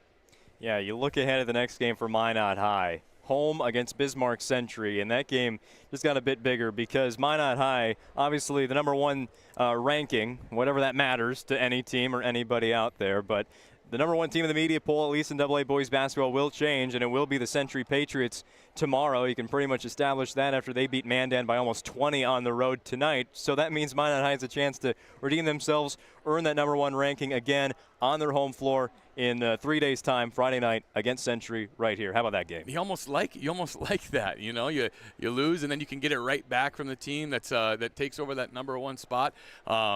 Both teams are going to be motivated. That one's going to be fun. Is that you said that's Thursday? Friday night. Friday night. We big week, 21 games. Hard to keep them all straight, but like I said, you learn from the losses, and I'm excited to see what kind of attitude and effort Minot High comes out with. I mean, they didn't need any extra motivation coming into that game, but they're certainly going to have it now after the winning streak comes to an end, blowing the lead. I mean, there's plenty of things they can use for motivation going into the rest of the season, especially on Friday. But before Minot High takes the court next, Dickinson will on Thursday night. PSP is going to be there, a home game for the Midgets against the St. Mary's Saints. I asked Boston there, where does a win like this kind of take it the rest of the way? And yeah, I hope we win a few more games for Dickinson. I think this win is going to do a lot for Dickinson. Obviously, without a starter, they're winning with offense, which is kind of what we expected Dickinson to need to do this year. They showed they're capable tonight against Minot. Yeah, and they didn't just win with offense. I mean, guys like Leland Villers and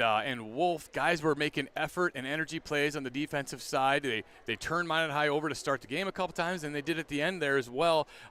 You can say just as much about their defense and their energy and their effort that got them this win tonight, as well as the pretty impressive shot making. And to prove your point a little bit more about that defense, it's time to hand out the Magic City Home Leisure move of the game. That last defensive stand, the play that needed to be made. They needed to find a stop there against Minot High, and they did thanks to Cameron Wolf, the block of Peyton Shell. And then obviously Cranston would get fouled and make the free throws to secure the win for Dickinson today. 86-83 your final score. Any debate with that move of the game, Tony? No, I mean, that sealed the game. I mean, you got Shell on the block. I mean, this game is evidence enough. That's probably an 80% make for a player like Shell to have the ball there. But Dickinson did a great job standing their ground, not giving up an inch, and it gave them the victory tonight. Well, that does it for our Planning Team Financial Advisors Shots Crossroads post-game show. For our great PSP Network crew putting on today's show, my color commentator Tony Mueller-Imo and Patterson repeating your final score for the final time. Big win for the Midgets earlier, but the one that really is going to get the headlines, Dickinson beats number 1 in their own building, 86-83. We'll be back for high school basketball on Thursday night and wrestling as well. And more basketball to finish out the week on the PSP Network. Hopefully you join us then, but until then, have a good night, everybody. Our stylists are trained to understand the nuances of cutting men's hair. Less pomp, more adore, huh, Brittany? Square face wavy hair. Mid-fade with a textured top. Finish it off with the hard part and taper that neckline, coach. Cowlick, what's the move? It's not just all about hard work here. Hit all. 7. Pressure. Points. Yeah. It takes expertise to be a sport clip stylist. Here? That's the spot. Right there, huh? Sport Clips, the pros in men's hair. Whether you're looking for a full-service financial plan or planning for farm or business succession, Planning Team Financial Advisors is here to help you work toward achieving your financial goals. With locations in Bismarck, Garrison, and Center, our full-service team of professionals are dedicated to helping you work towards achieving your financial goals. Visit us online, planningteam.com. Securities offered through LPL Financial, member of FINRA Civic. Investment advisory services offered through New Edge Advisors, LLC, a registered investment advisor. New Edge Advisors, LLC, and Planning Team Financial Advisors are separate entities from LPL Financial. This presentation on the PSP Network is proudly brought to you by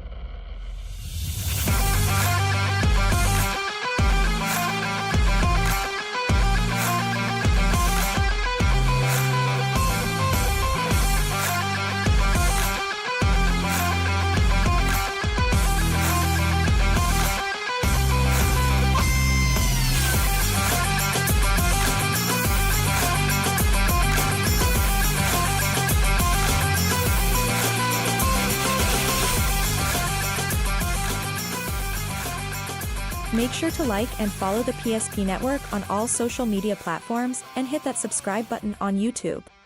PSP Network. It's game day. At Shots Crossroads, we make 8 gallons of homemade ranch dressing every day, so you can smother your dinner salad with it, dip those crispy golden French fries in it, and dunk your breaded chicken strips. You can even cover your... Wait, no. You can't put ranch on steak. Or can you? Shots Crossroads. Don't forget the ranch.